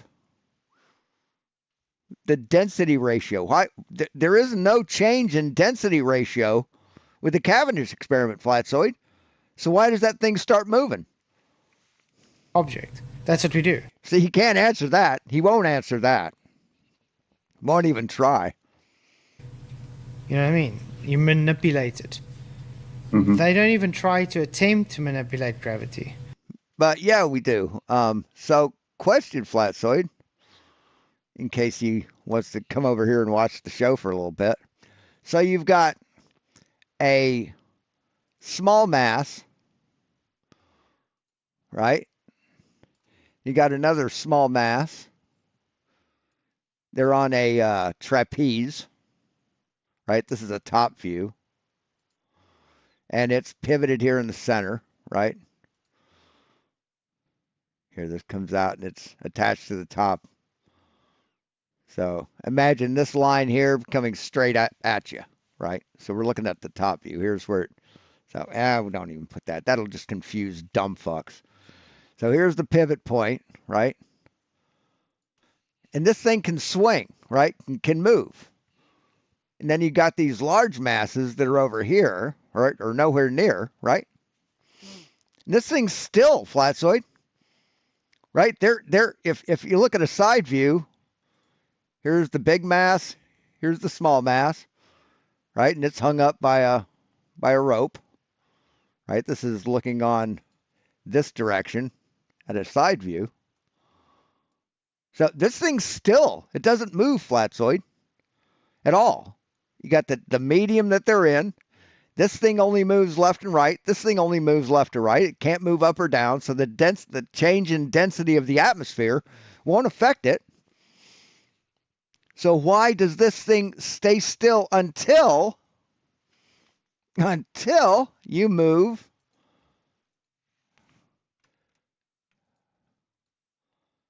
this in place? Once you start moving it like that, guess what happens, Flatzoid?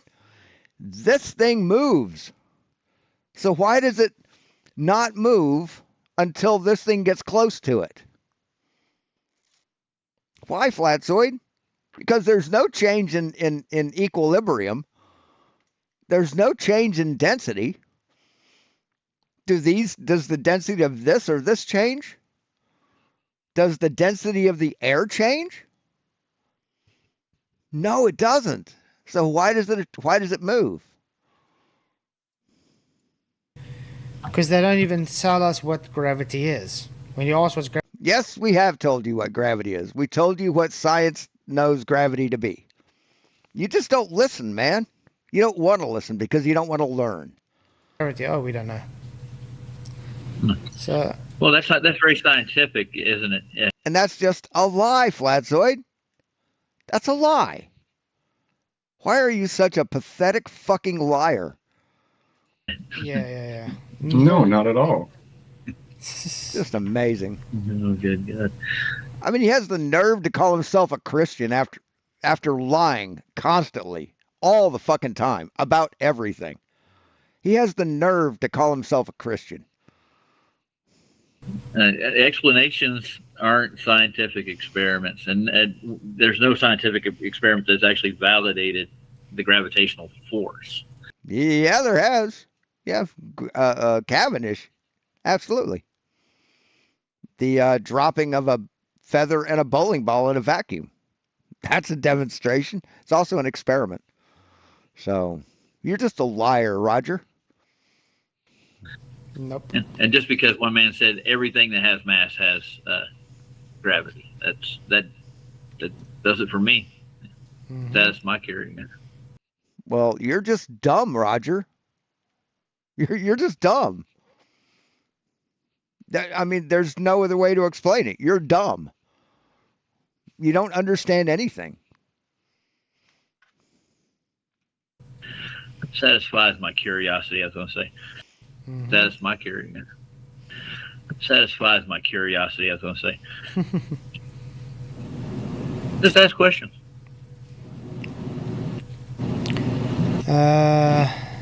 Yes, just ask questions. Don't accept any answers. That's the flat earther. Ask questions, but don't accept any of the answers. Please manipulate buoyancy by manipulating buoyancy, no other variable. Okay, Wesley, it's very simple. Make water saline. There we go. Say what? What? What did you just fucking say? Oh my God.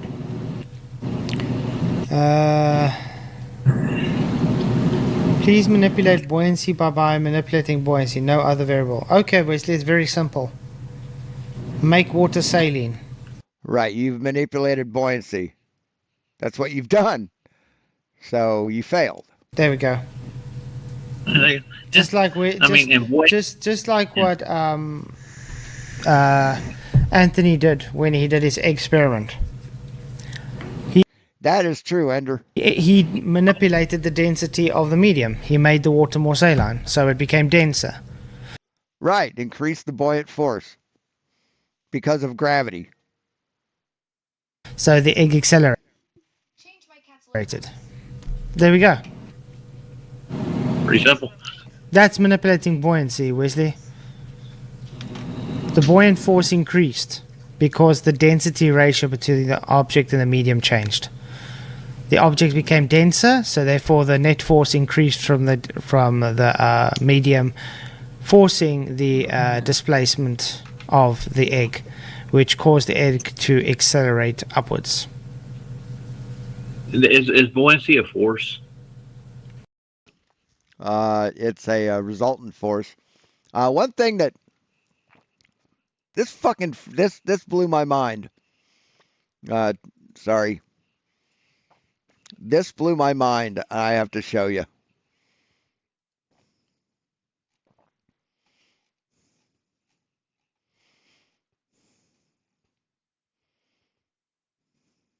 Yeah, here it is.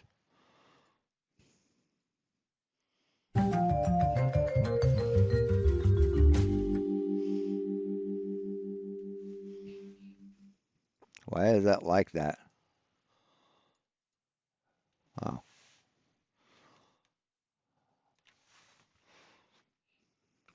Hello to all physics enthusiasts and fans of physical experiments. This is Andrei Shketnikov with you. Today's video... I think these videos, this is a real person, but I think what he does is he puts this through an AI, puts it through AI, and when he speaks Russian, it makes his mouth look like it's speaking English. Is dedicated to the topic of force addition, finding their resultant and decomposing forces into components. This is basic school physics. And I will start it with a fundamental question. Now, I've never seen this demonstrated the way he's going to demonstrate it here. Such as the parallelogram law of forces. Imagine that a certain load is being pulled by two tractors, and the forces applied by these tractors are measured using dynamometers. The question is how to replace these two forces with one, so that the result of its action is the same. The answer is that the forces applied at a single point indeed add up like vectors. It is necessary to represent them at a certain scale, with arrows of corresponding lengths, to construct a parallelogram on these arrows, and to draw an arrow along its diagonal from the common starting point. Then the direction and magnitude of this arrow will indicate the direction and magnitude of the resultant force. To test this rule experimentally, it is most convenient to balance the red resultant force shown in the diagram with a force that is equal in magnitude and opposite in direction. And then, if I remove the red arrow from the diagram, these three forces must balance Get a box. each other, creating a situation reminiscent of the fable of the swan, the crab, and the pike, where the point to which they are applied does not move, and everything remains in equilibrium. And to demonstrate this rule, I will conduct several experiments. In the first of them, 3 weights of equal mass are suspended on connected threads passed over pulleys. 3 forces applied to a node are equal in magnitude, and therefore equal angles of 120 degrees. This blew my fucking mind. This broke me. Are established between the strings in equilibrium. And the entire drawing is a regular hexagon, which is a Right. Equal forces, equal angles. very interesting shape, I've never seen it demonstrated like this. with diagonals drawn in it. And now, weights of 30, 40, and 50 grams are hanging on the strings. Right. The Pythagorean triangle, or the Egyptian triangle, 3, 4, 5, 30, 40, 50. The corresponding And what do forces you are get? in the ratio of 3 to 4 to 5. The angle between the forces of 3 and 4 units is a right angle, and this is not a coincidence. For if you add these forces, their resultant will be the diagonal of a rectangle, and half of this rectangle is an Egyptian right triangle with sides of 3, 4, and 5 units. That fucking did it, man. That blew my mind. If they would have explained shit like that in school when I was a kid, fuck, I would have completely understood shit. Hey, Tusk. I would have completely understood physics. I would have been so much fucking smarter than I am now. It's a result of a force. Yeah, it's not a force. That's a result. So we of a don't. force. You don't. A result of a force? What force? What force would it be a result of? Flatzoid? Buoyancy's not, or density's not a force. So Flatzoid just admitted that gravity is a force. Listen again. Displacement of the egg medium, forcing the displacement of the egg, which caused the egg to accelerate upwards. Is buoyancy a force? It's a result of a force. Yeah, it's not a force. That's a Okay. Is buoyancy a result of a force? We'll just take this one step further. Yes, buoyancy is a force, specifically an upward force exerted by a fluid, liquid, or gas on an object caused by the pressure difference in the fluid due to gravity. This buoyant force equals the weight of the fluid displaced by the object. So, yeah, you just lied and said it wasn't a force. It was a result of a force. But no, it's a force, Flatzoid. That's why they call it the buoyant force. So we don't. You don't want to. You don't need to manipulate buoyancy. I mean, you really don't. You need to come to a cause of what. Yeah, you're buoyancy is. manipulating the density, but that's what we're saying. The density ratio is the cause. So we're manipulating the density. No, the density ratio isn't the cause. Well, I mean, that's why it works, because of gravity. Yes, if things weren't two different densities, there wouldn't be a buoyant force put on it. But yeah, it's because of gravity, Flatzoid. You're just confusing people. Density ratio. When they're claiming they're manipulating gravity, they can't manipulate mass or the distance, because that isn't gravity. Yeah, it pretty much is. The gravitational attraction between two objects is incumbent upon the distance those objects are apart. So yeah, that's exactly what it would be, Flatzoid. If you manipulate one of those factors, you manipulate gravity. You manipulate the effect that gravity has on an object. See, you don't understand this because you're dumb. But we keep trying to educate you, and you keep kicking us in the balls. That's a different cause. Then they have to say mass is the cause, or distance is the cause. And you can only have a singular cause, otherwise you don't know what caused it. No, you don't always have to have a singular cause, dumb fuck. You could have multiple independent variables in an experiment. You have to understand what those variables are and control for them. But you could have more than one. What the fuck are you talking about? So it's not gravity. No. And taking a density tower up in a high altitude parabolic flight isn't. Oh, the only thing you're manipulating there is the pressure around the liquids, correct? No, you aren't. No, the density tower is in a vessel, sealed vessel. So how are you manipulating the pressure around them? See, the thing's still on. You still have 14 psi on the plane. They pressurized the plane for high altitude. What are you talking about, Roger? You don't know what the fuck you're talking about. Answer this, Roger.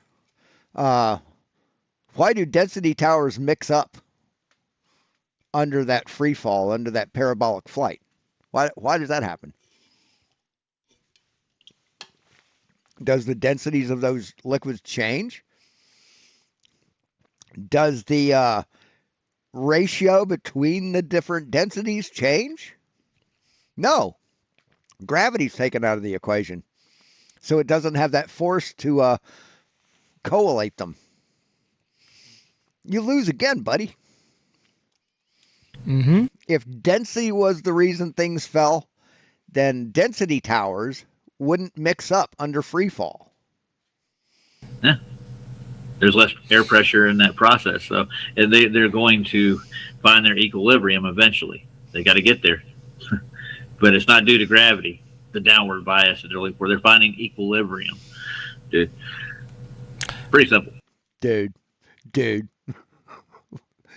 How old are you, man? How old are you?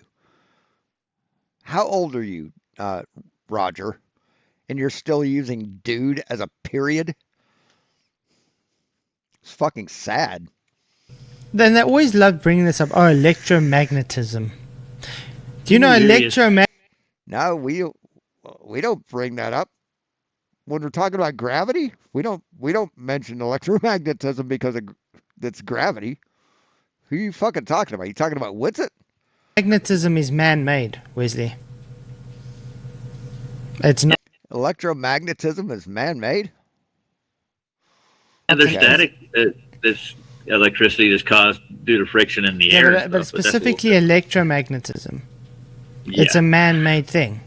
It's technology. It's not natural science. Do you know what natural science is, Flatzoid? You obviously don't, so we'll look it up. Definition of natural science.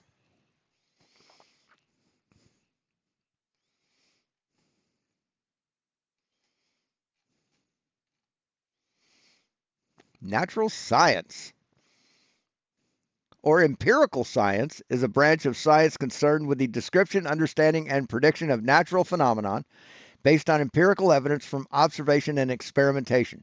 Mechanisms such as peer review and reproducibility of findings are used to try and ensure the validity of scientific advances. Natural science can be divided into two main branches, life science and physical science. So, how is it not natural science, Flatzoid?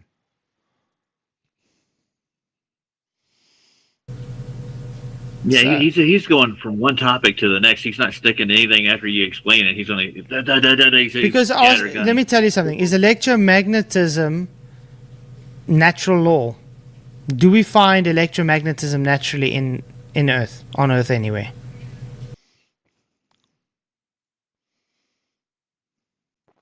Is electromagnetism found anywhere on Earth?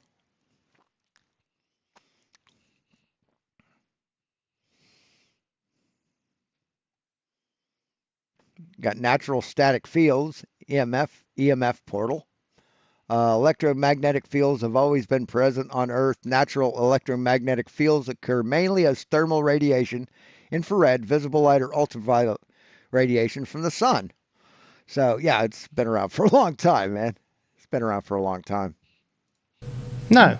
Not really, You no. have to specifically induce it. You have to make electromagnetism. No, you don't. No, you don't. Hold on a second. Oh, we're okay. Yeah, you don't. In physics, electromagnetism is an interaction that occurs between particles in an electric charge via electromagnetic fields. What the fuck? Oh, that's what I did. Yeah, so it's yeah. Yeah, it happens in nature, Flatzoid. You're a dumb fuck. See, just another example of you being dumber than dog shit, Flatzoid. Okay. Now, I can't tell you the phenomenon behind lodestone. I have no idea where that's from, you know. But thanks to science, we are able to understand electromagnetism, and we are able to make it cause the magnetism due to the electric charge. So, no, you haven't been able to understand it, Flatzoid. You haven't been able to understand it. So, stop trying to talk like a person who's smart. Doesn't look good, especially when you say stupid fucking things. Great. Well, the denser the metal, if you electrify it, it actually causes a magnet. And the softer metals, you can run current through. That's a different story. That's not magnetism, but it has an electromagnetic effect on like objects. Like if I bring my compass near my computer, it goes haywire, dude. Like it won't point direct any electric device for some reason. Yeah. And an electronic field does affect a magnet to a point. Yeah. Yeah. Hey, Wesley, how's it going, brother? Just a lot of words, man. Just a shit ton of words. That's hilarious. It's like the way Roger talks is if you took like if someone was composing a ransom note, right, where they clip letters out of magazines and shit, they clipped a whole bunch of letters, and then they took letters and they did their note, then they took all the stuff that was left over and they put it in a big paper bag. If you took that paper bag and shook it up real good and just dumped it on the floor, that's what Roger says. That's everything Roger says. Dude, you did a good job. You baited me into coming in. Thanks. Hope you're doing well. I'm doing well. How are you? I'm good, thanks. And I like that little interview you did with Dick Wayne and McToon. I like the way you berated him over the head. That was fun. Dick Wayne? Yeah, he came on the Drunk Debunk show. I've watched part of it. Wait, you said McToon? Which one? Yeah, when McToon was there. Oh, I got you. Yeah. So do you not believe lightning is natural? No, it's lightning is natural, but I mean it's not due to Right, that's electromagnetism, dipshit.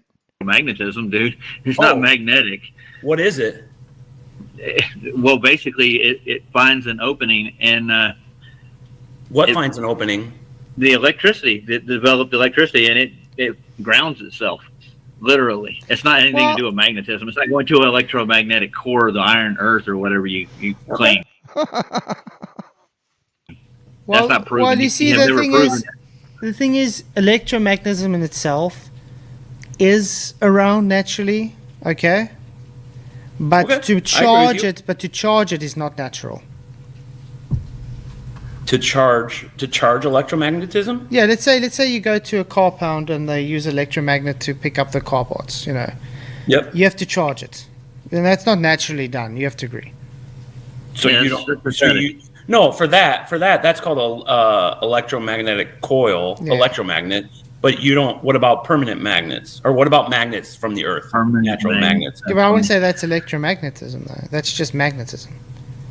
But do you believe that those magnets can induce a current in a wire? Magnetic current, maybe, yeah. Okay.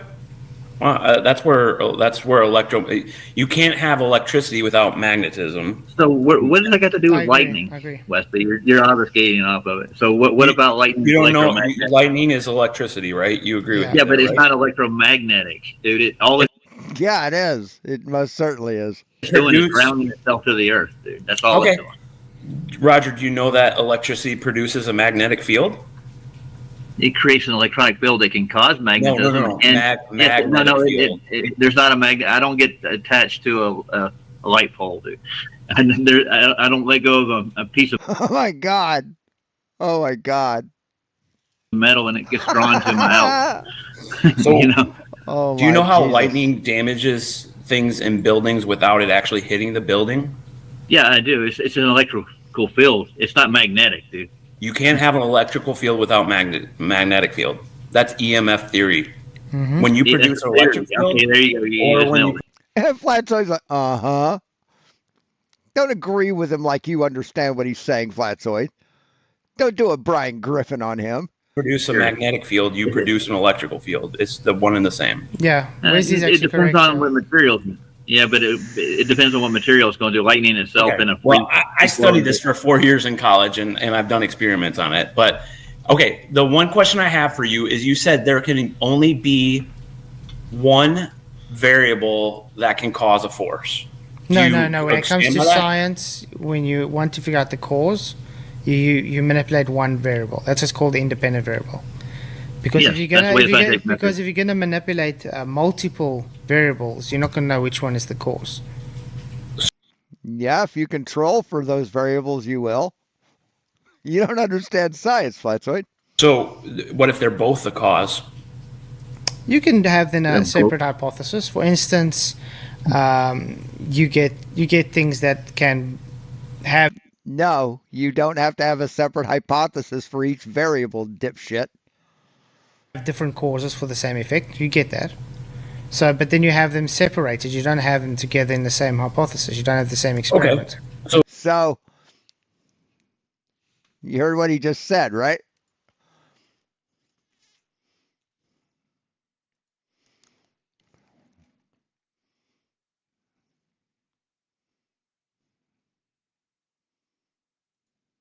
There. No, you don't have to have a multiple hypotheses, but it's common to have and often necessary with multiple independent variables because you're testing main effects for each. So, and he says, so you just post exactly what I say. That's what that's what his comment was.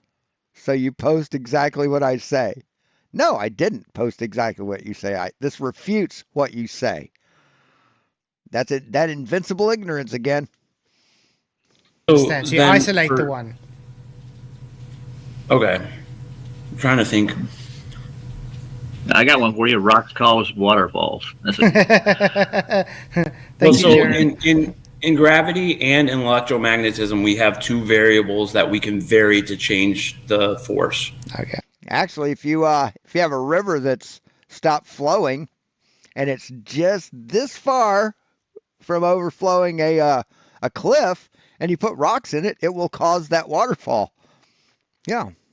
Yes, the rocks overflowing the river so it can flow over the edge is what a waterfall is, Flatzoid. So, yes, Jaron was absolutely right when he said that. His motives were fallacious, but he was absolutely correct.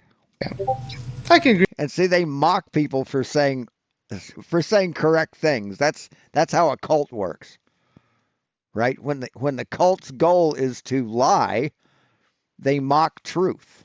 With that, but that's what I was saying. The electromagnetism is naturally a current because we do see it like with lightning strikes and all that. But when it comes to inducing it, it's man-made. You know what I mean? We have to actually give a charge to induce it. But it does scientifically show that we know the cause for what we're trying to achieve. If you believe what causes magnetism, Flatzoid? What is magnetism? Can you explain? You seem to know about magnetism, so explain. What is magnetism? Don't just show me things coming together. Explain what magnetism is. Can you? the story about Ben Franklin struck by lightning. He didn't induce any cause. He just got hit by lightning and fried his fingers off. Oh, he would have died, man. Well, the cause was he was dumb enough to fly a kite in the rain. That was the cause. Yeah, well, it does some depend. people can survive lightning strikes. It just depends where the current I goes. remember soccer team. It's like one of our greatest discoveries of modern time was basically a Darwin Awards recipient. Isn't that great? Don't you love America? That they're playing a match and there was a lightning strike. 2 guys died actually. The other survived. But yeah, it's quite hectic.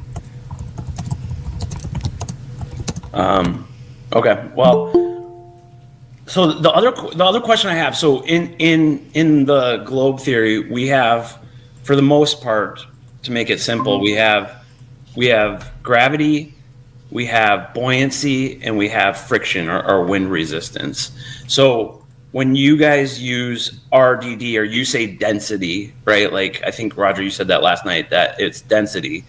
The question I have is, how come if I have something that has one density and I change in the same medium, I change the density of it, it has more weight? I know if I don't change the density. So if I have one object, if I have a lead object that's of a certain density, let's say it's No, that's a good point. That's a very good point. a 5 kilogram mass. I see where and then he's I going. have another lead that's 10 kilogram mass on the same surface of the Earth. Why does, in your model, why does one weigh more than the other? More mass. Same density. No, same density. Mass is because of weight. Weight? Yeah, mass. Okay, so you believe it is the mass, it's not necessarily the density. No, but mass Yeah, but is that's the density. a red herring, though. Yeah. What's that? No, mass isn't the density. No, dude. Variable there isn't.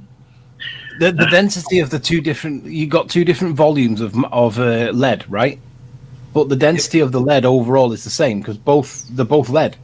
Yeah. So why is the force? So the only different? difference is the mass, not So not why density. is the force difference? Because mass, there's a lot more of it. Mass. Okay, so what causes the extra force? The mass or the density?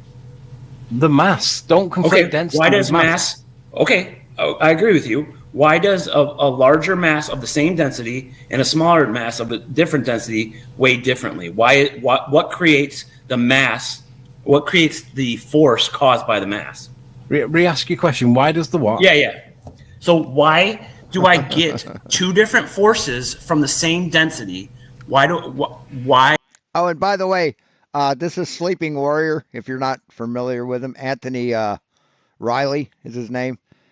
His mating call is Yabut. Yabut. Why does the 2 masses have different forces if it's not the density of the object? Why does the 2 masses have different forces? Yep. What forces are you talking about, dude? The weight, Roger. The issue is you're conflating the word mass with density. The density doesn't vary, does it? The density. Yeah, you're right. That's really good. The density doesn't matter in our object. So why is one have more force and the other have less force? Because there's more mass. Right? The mass. There's more mass. You're varying the amount of mass, but you're not varying the volume. Okay. To make your So you're saying what is that force called that gives mass more force than another mass? What is that force called that gives mass more? Yep, more weight, more force. Disequilibrium. It's the disequilibrium between the 2 positions that you're posing. Disequilibrium. How come the mass disequilibrium affects it, not the density? The density doesn't affect the force. It does. Okay, I have 2 masses. That's a 6-syllable word. 1 5 kilograms, 1 10 kilograms in the same density of atmosphere and the same density of lead.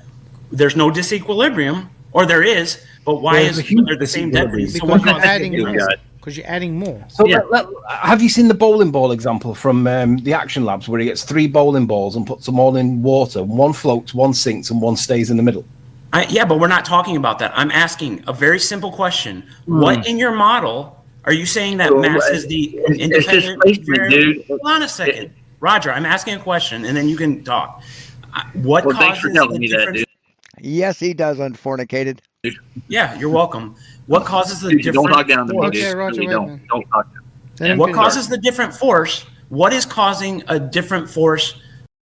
See, that says something. I gotta blow my nose. Hold on.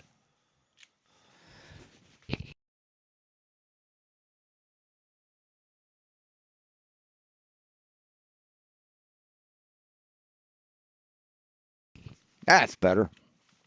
See, Roger, right there. Don't talk down to me, bro. Don't talk down to me.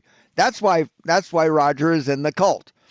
It's because he's tired of smart people talking down to him because they realize he's stupid, so they have to talk down to him. That's why he's in the cult. Because these guys won't talk down to him. They'll treat him like a smart boy, even though he's not. Because you have different masses. The mass What's itself. the independent? What's the You're independent increasing the amount of variable? mass. What? Okay, can I answer his You're question? increasing the amount of mass in the same way that one brick in a million bricks is significantly more heavy. So it has, but it's independent of density. No, density. Yeah, it is independent of density. If you're just going to look at mass, then it's independent of density. That's right. So you agree then with me that mass causes a force? Mass on its own, no, because it's got to be relative to something else for there to be even have the possibility. But how I didn't change the density, but I changed the force of it. It's Yeah. all due to the relative oh God bless me. Right. It's nothing's changed. There's no relative to nothing. It's not. Everything's relative, or there's no change in relativity. So why does it happen? You're in the medium you're in, right? You're displacing No, this. same yes, you are. medium. It's same. Okay, now the displacement in that medium. If you actually had a wider mass of 10 grams as opposed to 5 grams, But he doesn't. He doesn't. this is Why are you changing the parameters, Roger? I love it. the surface area would cause it to slow down. It would cause it to distribute. Yes, this is true. Unfornicated. Wait, we're not talking about I wonder how many orders he gets wrong. speed. We're on the ground. We're both on Okay, two scales. we're talking about how you weigh things. Yep. How do you Correct. weigh things? Okay, you put it on a scale, right? If you Why does it, Roger? You're not keeping up. Just listen again. Yeah, I am This is keeping all up. we have. I am keeping up. We have a 5 kilogram mass No, you're not, Roger. You aren't. of lead. We have a 10 kilogram mass of lead. You weigh them. They both weigh differently. They have the same density. The medium is the same density. So what causes the difference of force? The mass. The mass. Yep, Varying I agree. mass. Thank you. Welcome to Yes. gravity. No, that's No, not that's gravity. not Yes, that's what gravity is. gravity. Gravity That is is not mass. that's 100% gravity. No, No, okay. it's So not. apply. Yeah. Stop saying no. The answer is yes. Hey, your sorry, logic, then you explain to me Applying what's your logic. causing what's causing the different forces. Okay, so Hang on, hang Wesley, on. Wesley, if we Applying take... your logic. Applying your logic, a hot air balloon could never rise because the mass is always going to be the same. I'm just talking about the simple example. What causes? I'm trying to answer you. Stick Yeah. with me. According to your logic, if you have if you fix the mass with a hot air balloon, but then you fill it with air, it goes up. But that wouldn't happen if your logic was Yeah. Boats were made of iron in the 18th century, the Iron Age. Yes, he did say that. Absolutely. Good call. correct. That's buoyancy. That's the other force that. No. We haven't varied the mass though. In your example, I know in your example. He also came on Jose JG's show to show this paper he got from Einstein, right? Saying something, and then it had a yellow highlighted paragraph that proved him wrong. I love that one. It went from 5 kilograms to 10 kilograms, but in my example, we haven't changed the mass, and it's gone the opposite way. Yes, because of buoyancy. Yeah, but we know that buoyancy doesn't exist. Yeah, but we I No, don't it know doesn't. that. Well, you All haven't I looked into it. varied, I kept the mass the same, but the hot air balloon rose. Yeah, What you did I changed change? the density. No, the Yeah, I buoyancy changed is just a density, catch-all right? for gravity. That's buoyancy. So that's not gravity though. Correct. that's That's buoyancy. That's no, buoyancy. that's right, buoyancy includes gravity. catch-all.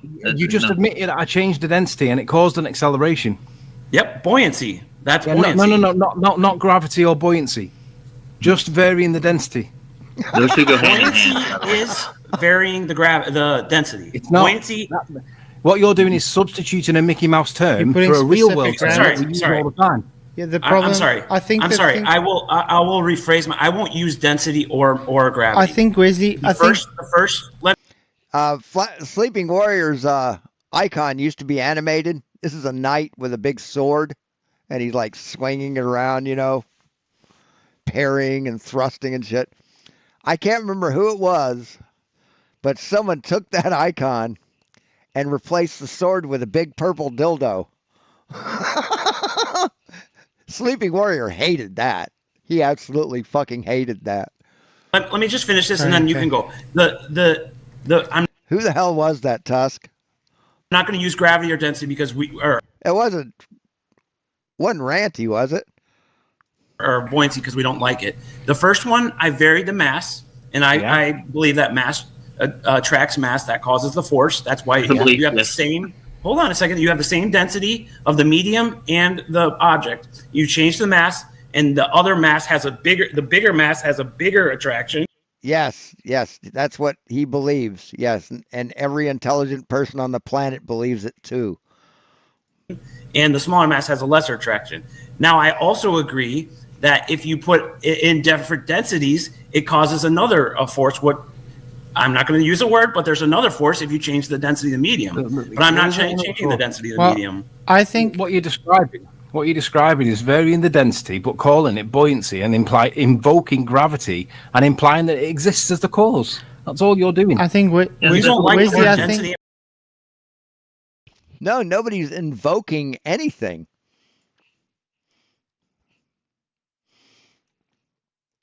Let's see.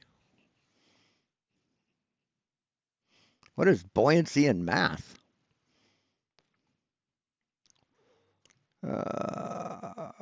Images. There we go. Buoyancy. See the G here? G is the acceleration due to gravity.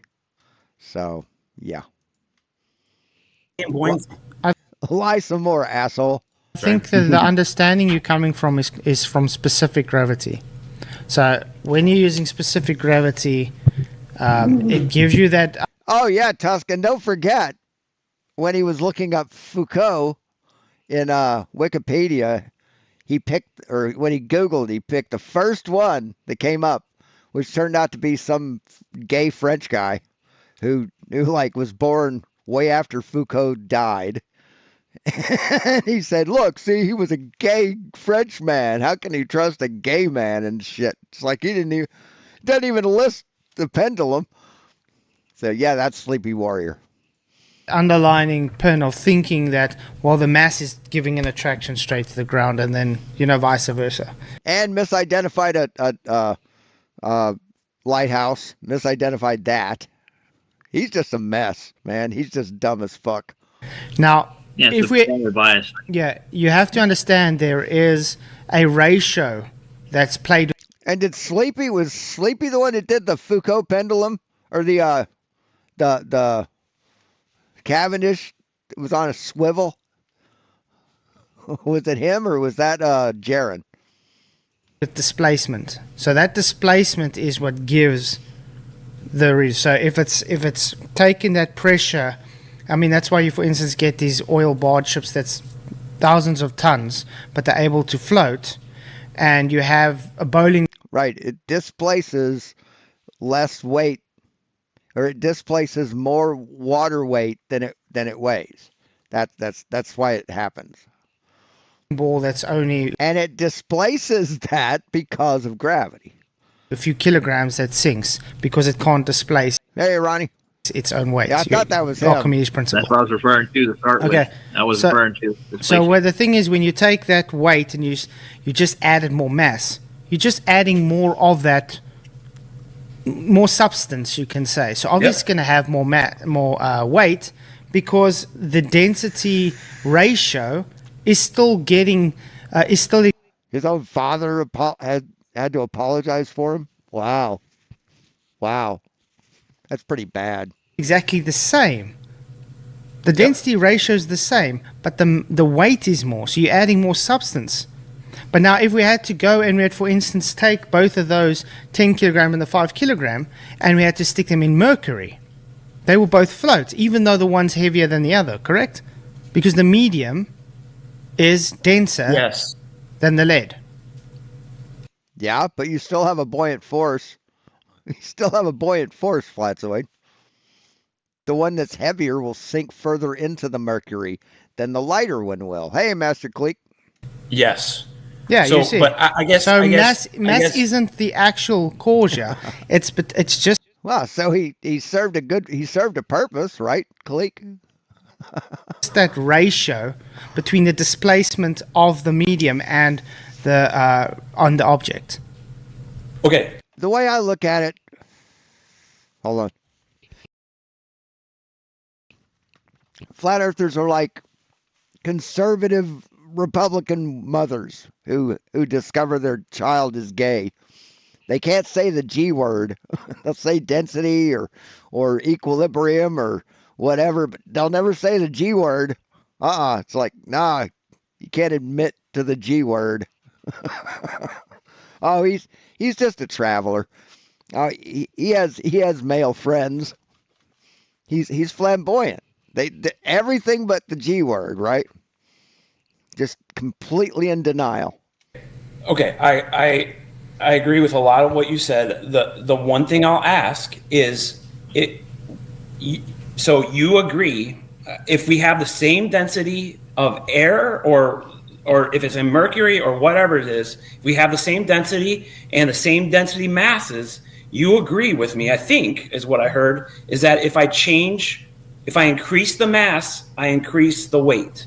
If I decrease the mass, I decrease the weight. We can talk about density later, but in the same densities of both materials, if I increase the mass, I increase the weight. And does the ratios change with that?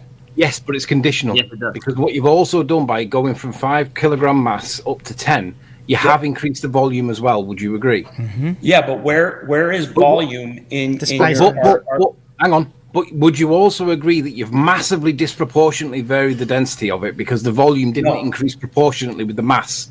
Nope, that's what density is. It does increase proportionally. No, I'm talking about volume, though. Density is the mass over the volume. Yeah, but you didn't increase the volume proportionate to the amount of mass that you increased. That's what volume. That is literally what density is. If you keep the same density, it is proportional. Yeah, but if you get a cube, of iron and then expand it out into the size of a boat. See, that's what an idiot says. That's what someone says when they don't want to learn. Hey, Viz. Everything that's said to him is yeah, but. No, there's no yeah, but about it. Fucking open your ears, shut your fucking mouth, and learn. That iron will float on the water, but if you condense it to the size of... Nope. Yeah, it will. Yes, it will, dude.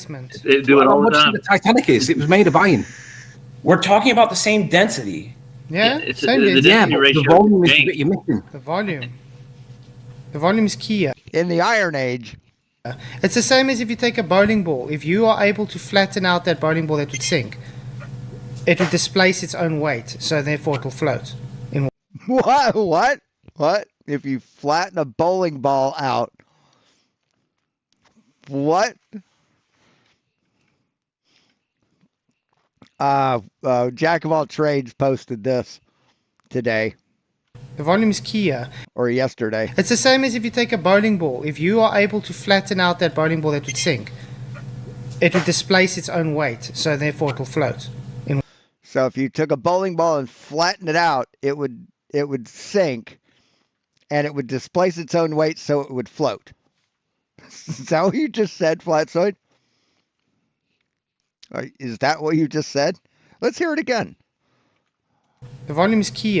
It's the same as if you take a bowling ball. If you are able to flatten out that bowling ball that would sink, it would displace its own weight, so therefore it will float in water. Ball that would sink.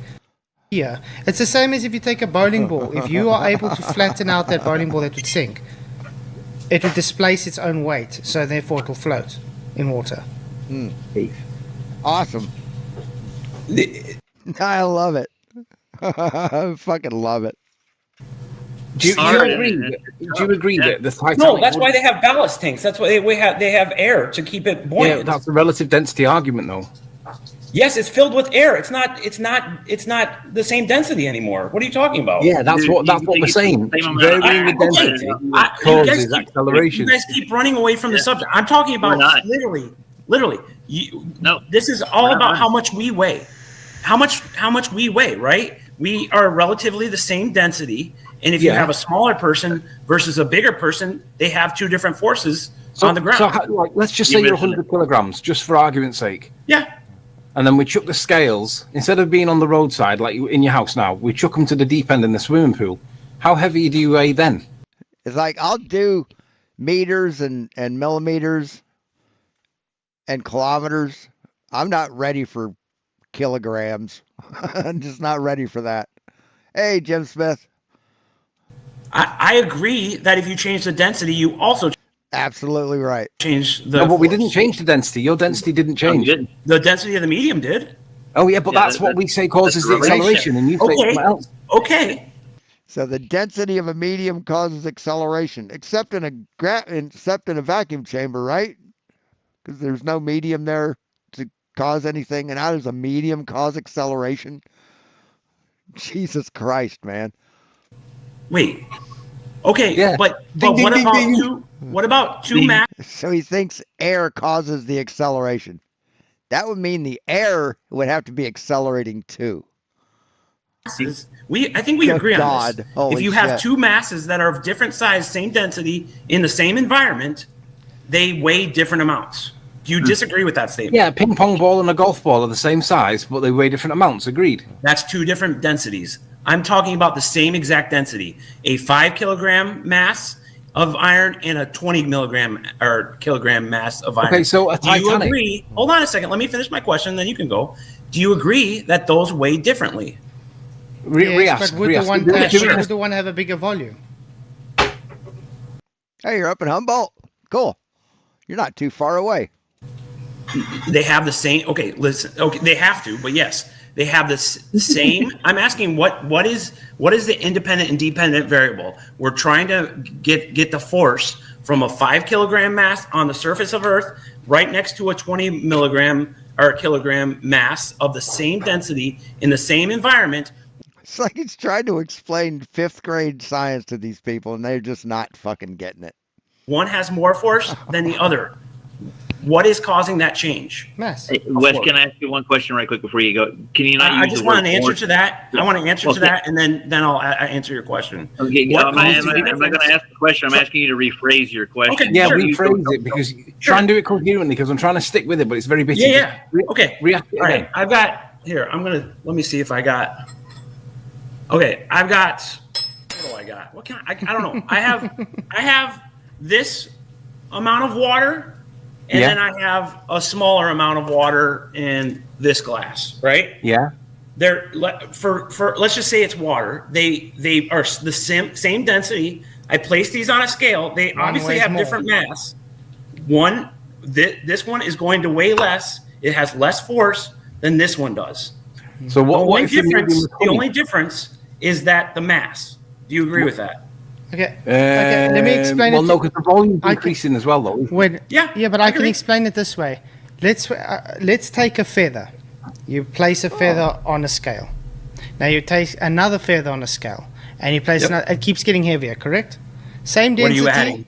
Yeah. What are you adding? More feathers, more mass. More mass. Yep. But each feather separately has. Let's for instance for argument's sake, each feather has 1 newtons of force. Yep. So every time we add another feather, it adds another newton of force. Yep. Are they all separate individual newtons as a net force together on that scale? Yes. Well, they combine as one, but you can call it. But they're separate. But they are separate, correct? Yep, but you could combine them. But yes, so it's actually still the same measurement. You're just adding more of the same. You're duplicating. In other words, you're just duplicating. Yeah. So in your density experiment, stays the same. The mass stays the same. All you're doing is just adding another weight with the same mass, same density. You understand? You're just adding more. It's the same as when you were a child and you played pylon. Everybody started pylon, and the guy at the bottom was suffocating. It's the same thing. So I just want to summarize what you just said. So I agree with you. So in this experiment, if we add more mass, we get more force. We didn't add more mass though. We added a duplicate feather, which has the same mass. Okay, you had one mass, now you have two masses. But okay, we'll say added. We can say added more mass, but separate mass, not the same mass in the same object. Wesley, more mass, more guys. force. Allow me, guys. Wesley. Yeah. Have you seen the egg test where the salt is added to the water?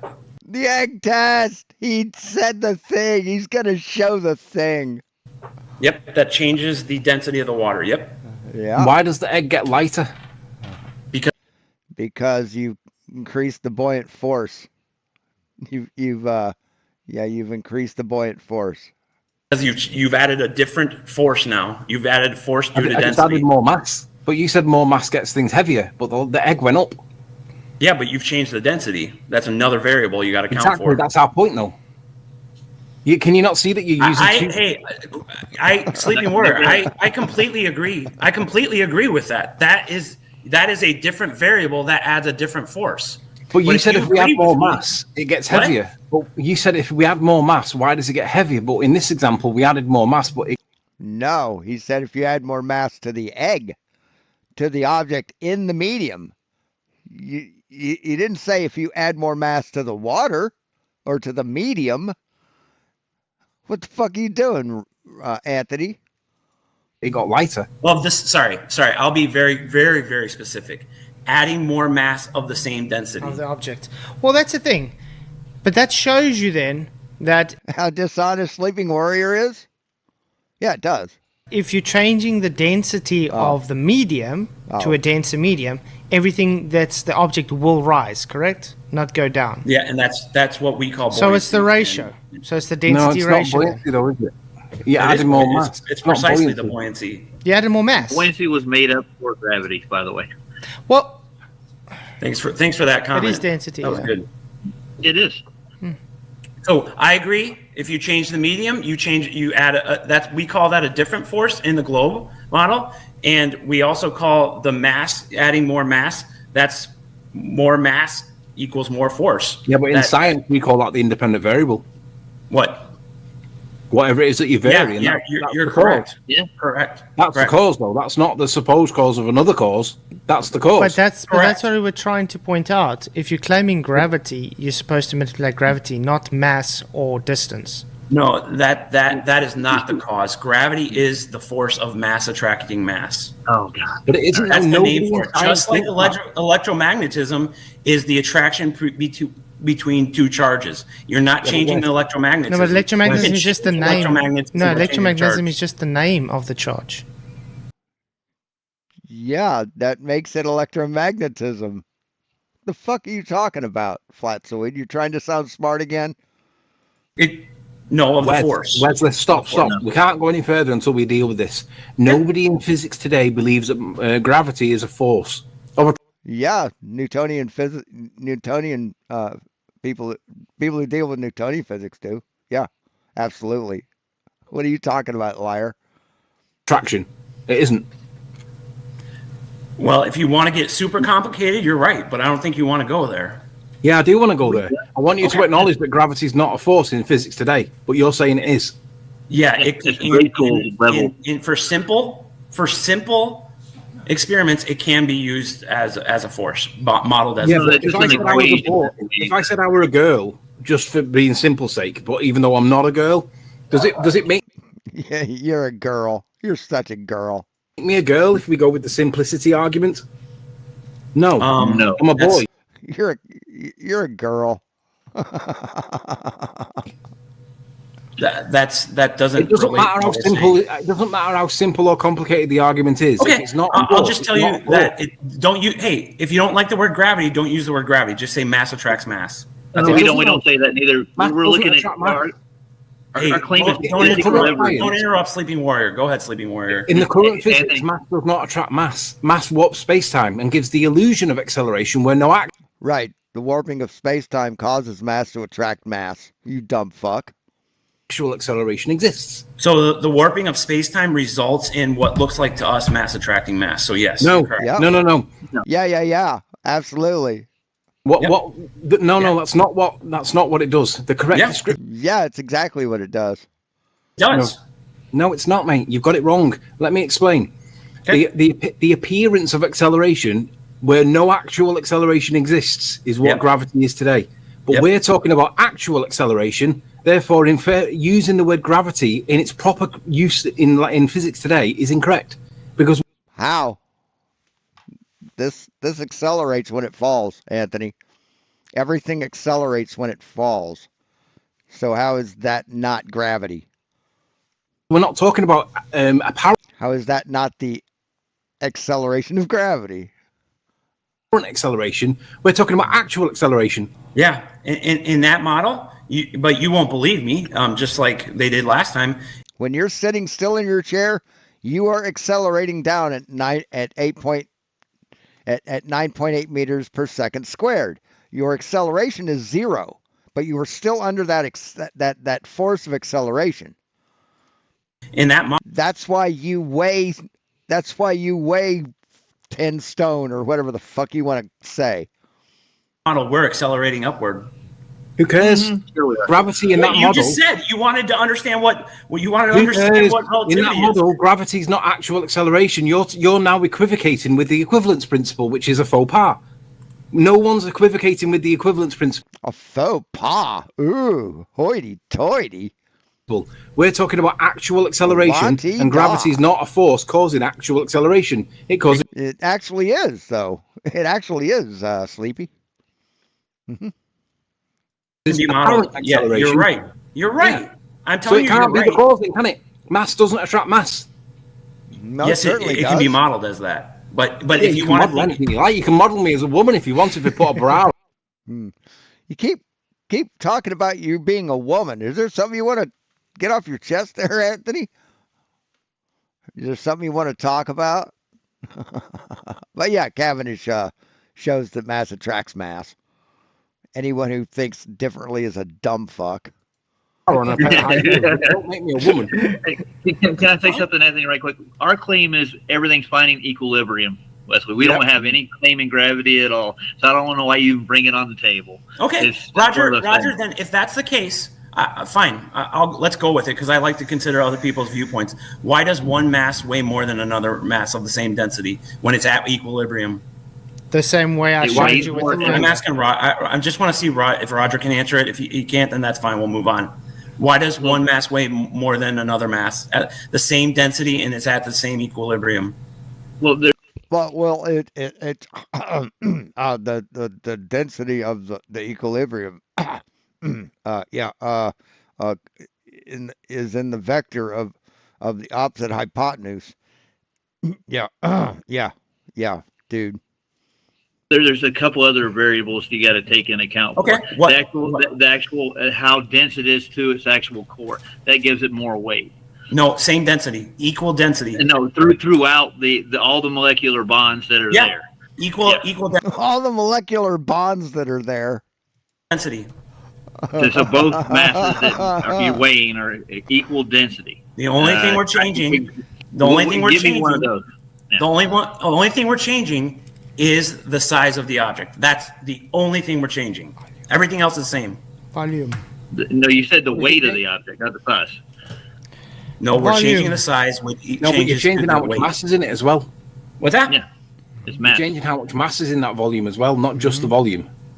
Correct, which is density. Inside the volume. Which is density. That's not gravity. Let's, for instance, do it this way. Let's say you take a balloon and you put helium into it.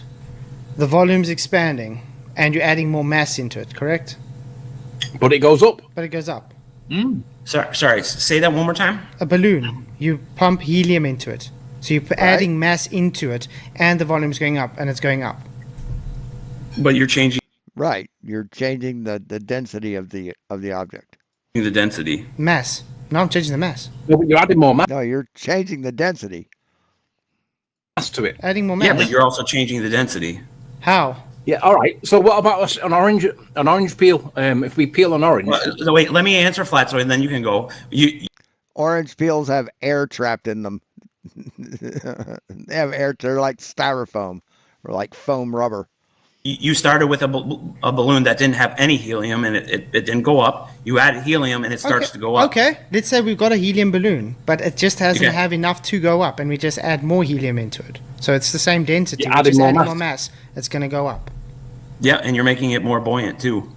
No, but that's the point. It's not mass that causes things to attract to the ground. If it's the yeah, it is. It most certainly is. Mass is going up. It should be going down. Then the mass is going up, and it's going up. In that case, we're manipulating another variable. So there is another variable. What other variable we're changing? Density. No, we're not. Density is the same. Mass is the same. So you're saying that helium is the same density as air? Is that what you're saying, Flatzoid? That helium is the same density as air? All that's changing is the volume. Wow.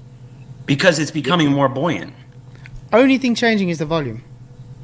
So the displacement and the density. And the density. Jesus Christ, he's dumb. changes. That's what we're trying to say. So it's the displacement ratio, the displacement ratio that causes which way it goes. Fuck me. That's why I said that buoyancy is actually a catch-all for gravity. That's why they added it. That's really all it is. Because remember, you're coming from the point of view thinking about the way of specific gravity, the way you're taught in specific gravity terms, and that's the way you're taught.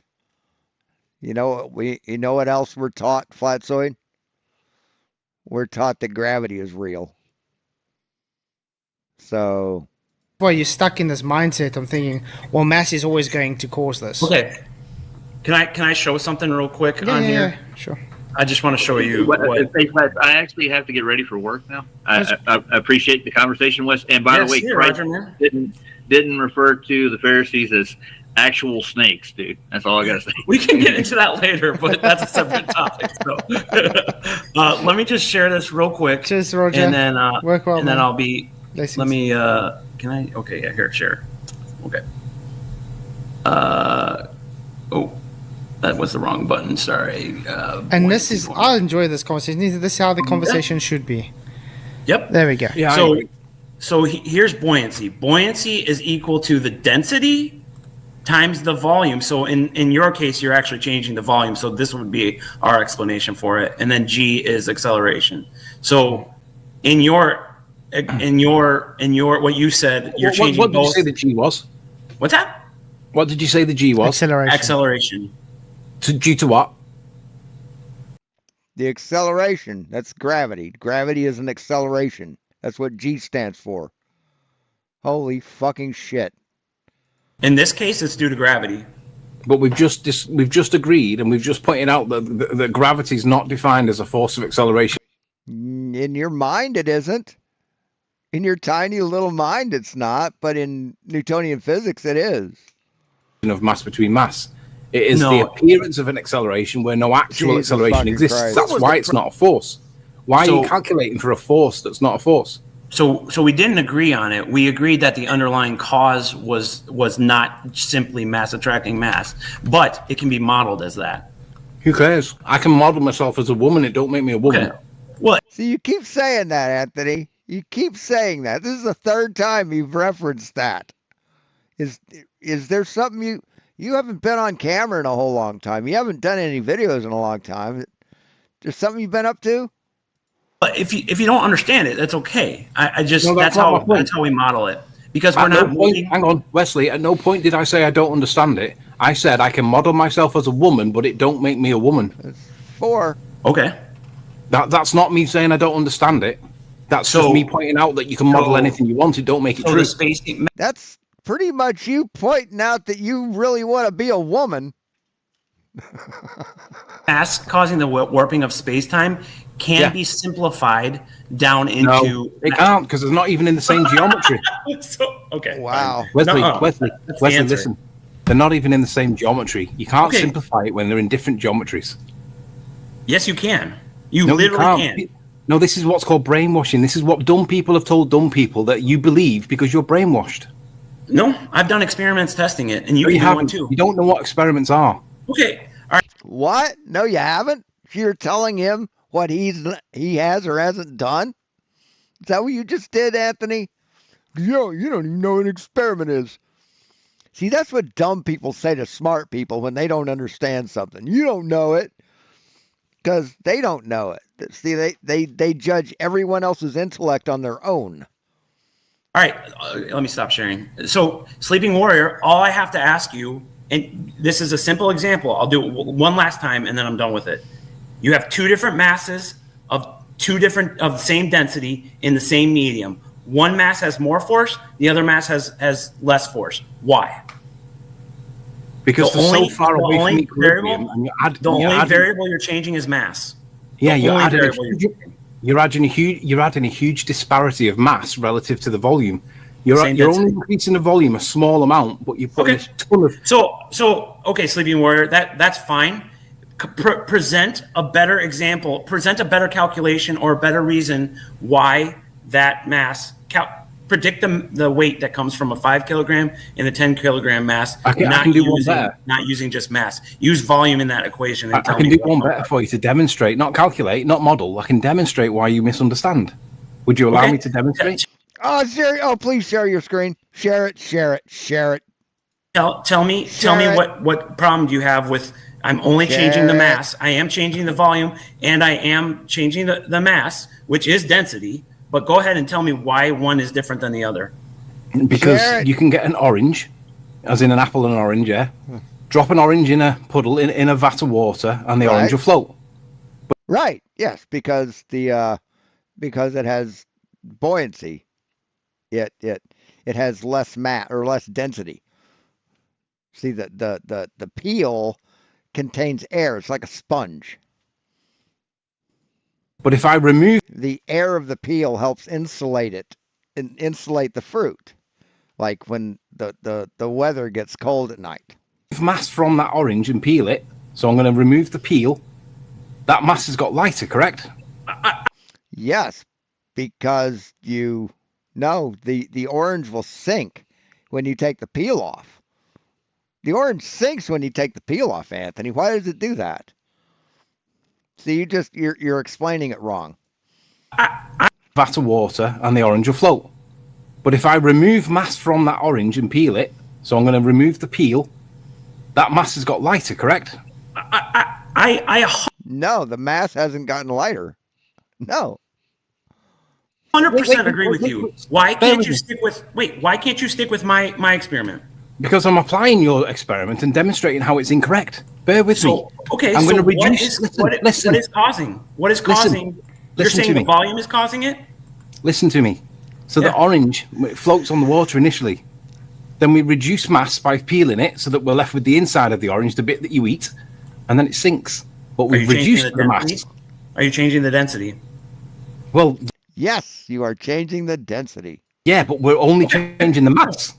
According to your language, we're reducing the. No, you changed the mass and the density, Anthony. You're being dishonest. Mass, so it should get lighter, but it gets heavier.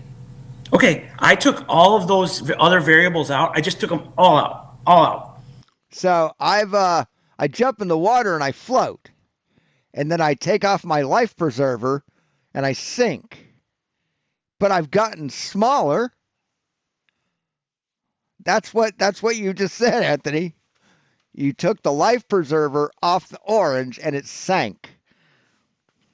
What do you think that is? The only variable is mass. That's the only one I'm changing. No, but you've kept you're also varying volume in your example. Okay. What did the varying of volume change? Well, it's a massive disparity between the small amount of volume that you're increasing relative to the amount of mass that you're increasing. It's tiny volume change, but a huge amount of mass. Do you know density is mass divided by volume, right? Listen, all right, let me try it this way. Your two masses, your 5 and your 10 kilogram masses. Yep. Drop them in a liquid. Let me try it this way. Let me throw this shit at the wall, see if it sticks. Liquid that's the same density. What will happen to those two masses? It depends what their relative density is to the medium. But then mass isn't important, then, is it? One will still have more force than the other. No, Sorry, you're right. Sorry, because it depends on the density. So you're right, they wouldn't, because buoyancy accounts for both of that. So mass isn't mass isn't the cause of the thing, then, is it? There's something else going on. Yeah, it is. No, there it's could not. be another force at play in this example. This is why I tried to get you on with the bowling balls example from Action Labs. He put 3 bowling balls of different mass size, the same volume, different mass sizes in a fish tank. One sank, one floated, and one was kind of in the middle. Why is that? Because they have different densities, Anthony. They have different densities. What's the difference? What's the difference between all of them? The medium is because the bowling balls are all similar, they're very close to equilibrium. You can see the difference between the weights. But in your example, you get a 10 kilogram mass. You said something very different about what the different bowling balls. What was different about the bowling balls? They were all the same size, but they had a different amount of matter in them, as you would describe that as mass. No, well, I would also say that changes the density, but yes. Yeah, it does. It does. Okay, but that's the distinguishing point. Yep. So therefore, it's not just mass, is it? It's mass relative to the density. I 100% agree with you, Sleeping Warrior. Yeah, but the difference is we can experimentally, scientifically, and repeatedly show what is the cause in this. Yep. I've seen people play Doom. Oh wait, 2016. Oh, okay. I thought you were talking about the new one. It's not Mickey Mouse unicorn farts. It's that density. You say it is. It's density.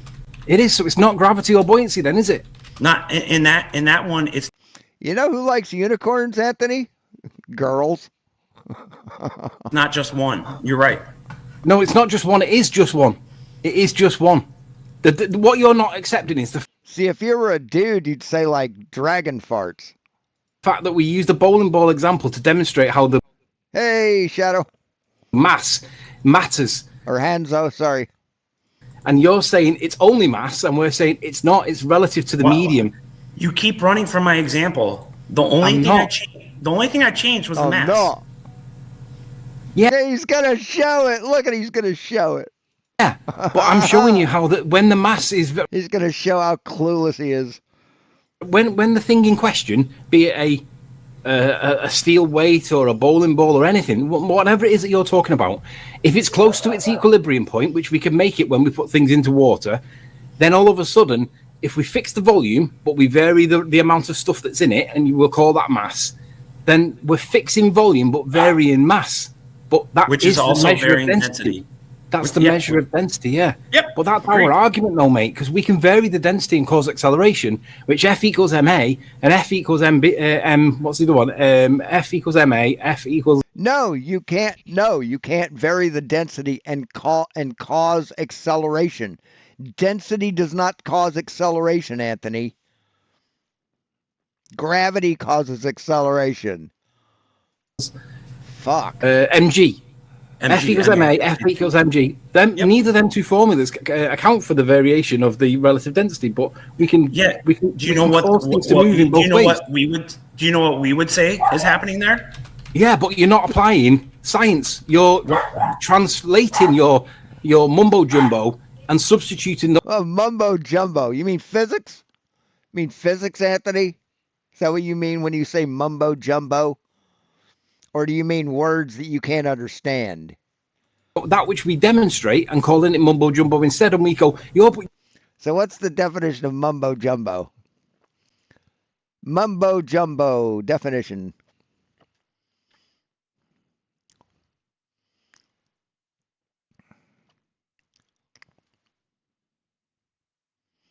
An object of superstition, homage, and fear.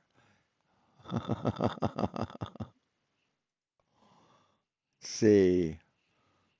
Confusing or meaningless language. So he's speaking science and you call it mumbo jumbo. You know what that means, Anthony? It means you don't understand science.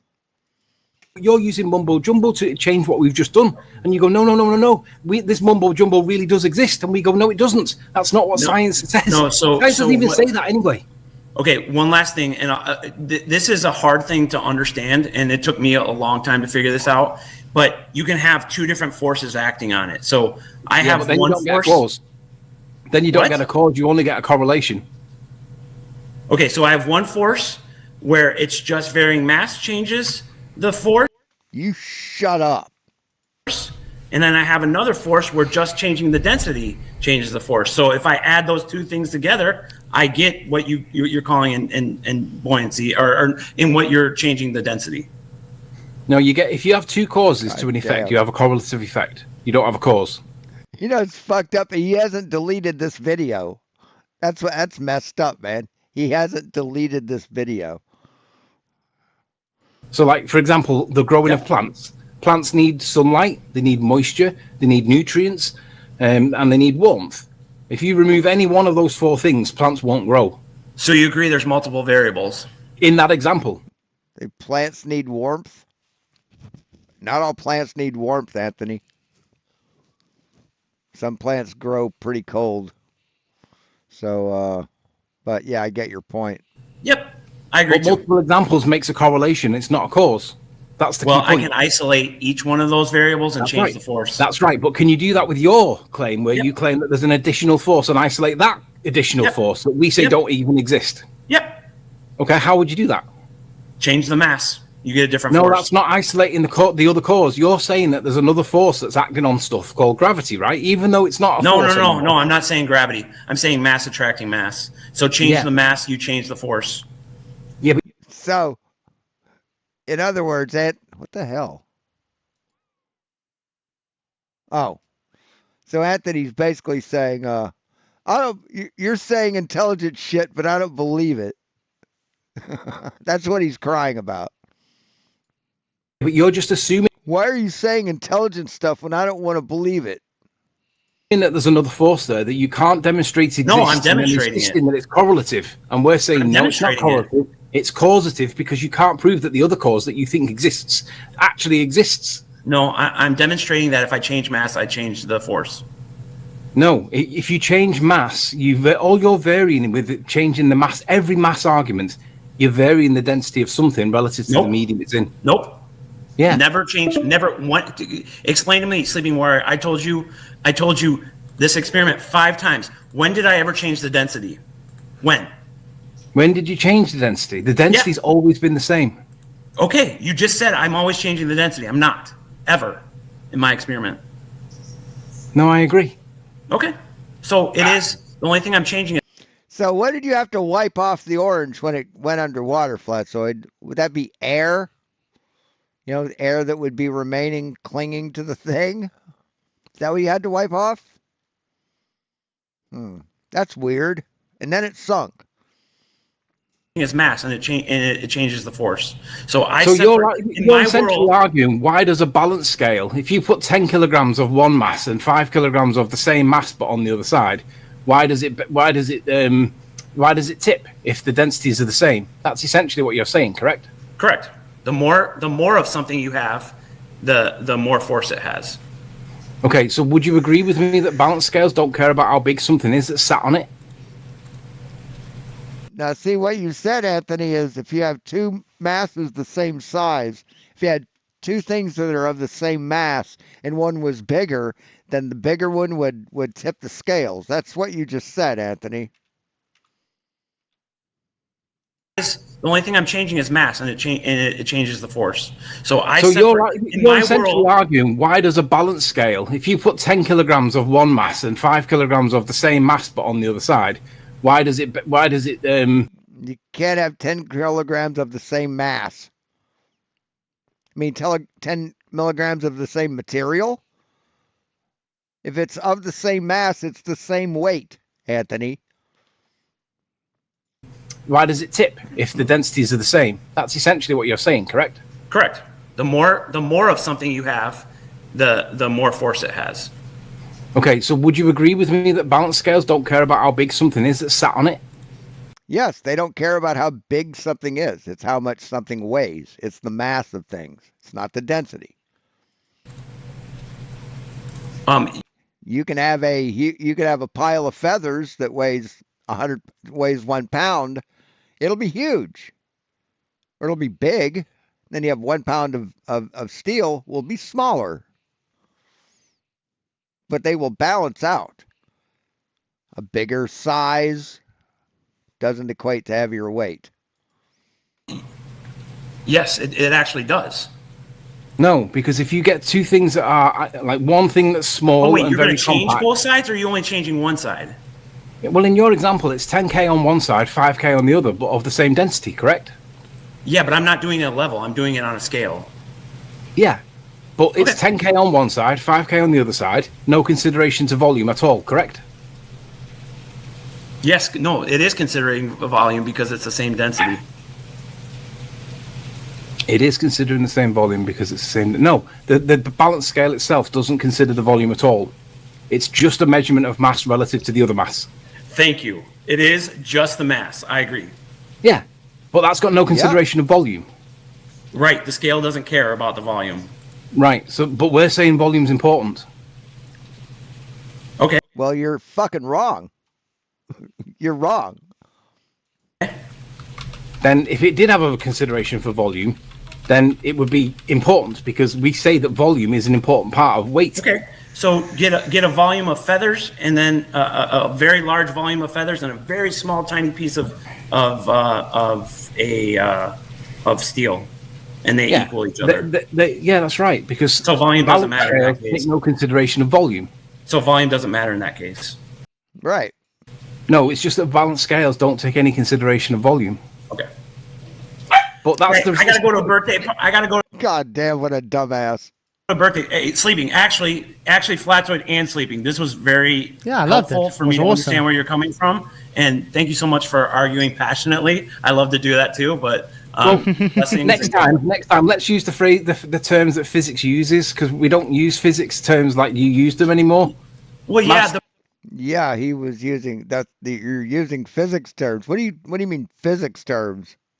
The problem is, Sleeping Warrior, 90% of this audience, including myself, won't fully understand what warping of space-time is. So that's not, you underestimate. We all know what warping of space-time is. It's No, you don't. No, you don't.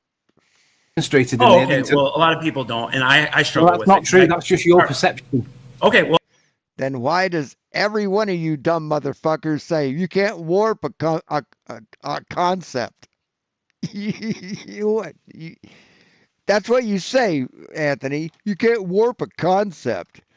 Only real things can be warped. That's what you say. So none of you motherfuckers understand it. Quit lying, Anthony.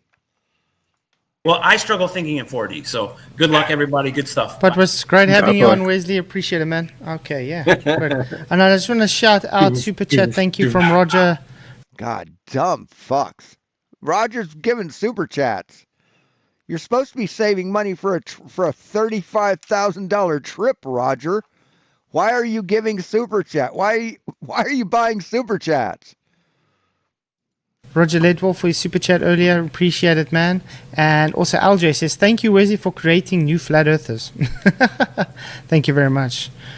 Well, that was more reasonable than most conversations go. So I will give a nod to that. That was great. I enjoyed that. Yeah. And if anybody wants to, yeah, it's, I'm going to be doing next year. I'm planning to do more experimental videos, like I did with the orange thing, because I think it's needed. But it was a good discussion. I think, like I said, I think the problem that Wesley's having is he's stuck on the specific gravity train. You know what I mean? They teach him to think a certain way. Oh, is he having the trouble, Flatzoid? Is that who's having the trouble? And if you're thinking in a specific gravity manner, that gravity is that force of attraction, you stuck in that loop of, well, if I add mass, it's just being pulled straight to the earth, which that's not the case, because you're ignoring every other variable that there is. Right. So you're just lying, Flatzoid. You don't know what the fuck you're talking about. Show us any physics book that agrees with you. Go ahead. Ignoring all the other... Any of them. Any physics textbook that agrees with you. Environmental factors that cause the movement. And that's why... What, environmental factors? What environmental factors cause that, Flatzoid? What environmental factors? I was specifically brought up the volume, why we can bring up changing the densities and different ratios. But yeah, it was a great discussion. Mm-hmm. God damn it. I do wish, though, Anthony, he never fails to fucking please, man. That the people will understand that if they want to keep up with science, like you're saying, they have to understand gravity is not seen as a force. So they. Yes, in quantum mechanics and general relativity is not considered a force, but in Newtonian physics it is. What the fuck, dude? Can't claim Newton's force. Although they want to false equivocate it to it, they can't actually make that claim. Just one sec. Yeah, that's right. The reality is they all want to use force of mass attracting mass, even though literally nobody in current science uses that. But they need to, because... You don't think Newtonian physics is current science? You don't think Newtonian physics is used on Earth? Is that what you're saying, Anthony? That his limitations probably high school physics. If he's gone beyond that and he's saying, so you think his limitation is high school physics? He's a PhD, motherfucker. Your limitation is driving a fucking truck. So careful with casting aspersions, dumb shit. Saying that, oh, well, I did a degree in physics. Well, why? You were taught that gravity is not a force. Most people are not taught that, but it sounds like he could have been. Maybe he was. But if he was, why would he be pretending that gravity... hey, George. Force mass attracts mass when he knows it doesn't, and that's not what gravity is anyway. Mm-hmm. He's either delusional or he's lying. That's some good projection there, Anthony. I think you're both. You're delusional and lying. It's just stuck in that. Yeah, I think just the program. So I think we're done. I'm not going to watch another fucking 10 minutes of this shit. All right, that's where we'll leave it. I'm finished with this dumb shit. They just don't understand anything. I mean, just physics. Physics hurts them because it proves their flat Earth wrong. So they have to deny physics. They have to deny any branch of science that debunks them. They have to make shit up. They don't understand how anything works. Science, language. They're just the dumbest kids in class. And yeah, this is detention. This is summer school. And none of them are learning. It's hilarious. They refuse to learn. They just don't want to learn. Because learning proves them wrong. If they learn, if they actually educate themselves, they'll understand that what they're believing in right now is a complete fucking lie. And they can't do it. They can't deal with it because in their little minds, if the earth isn't flat, then their God isn't real. They aren't educated enough to understand that you can still believe in God and be a glober. They just want to be special. I mean, it's Bible they're Bible literalists. They think if the Bible doesn't say it, it isn't true. But then the Bible doesn't say anything about cars or technology or computers or your name. So what's real? What do you believe and what don't you believe, Flatzoid? What are your standards of belief? Because the Bible doesn't talk about a lot of shit that's real. Do you think any of that's fake? The Bible doesn't mention France, although it does mention the French people. Is France real? Is it? Doesn't mention anything about the United States. Is the United States real? So your Bible is not a science book, Flatzoid. It's not a history book. It's not a geography book. It's just a book. It's meant to be a moral code. a guide, a moral guide, and a lot of the morality is fucked up, but you know, it's not meant to be taken literally as what reality is. But you, being a dumb motherfucker, think you're smarter than everybody. You know, you embarrass yourself, man. You embarrass yourself. So anyway, I'm done with him for the day. We'll put him away. So thanks for watching, guys. We'll talk to you later.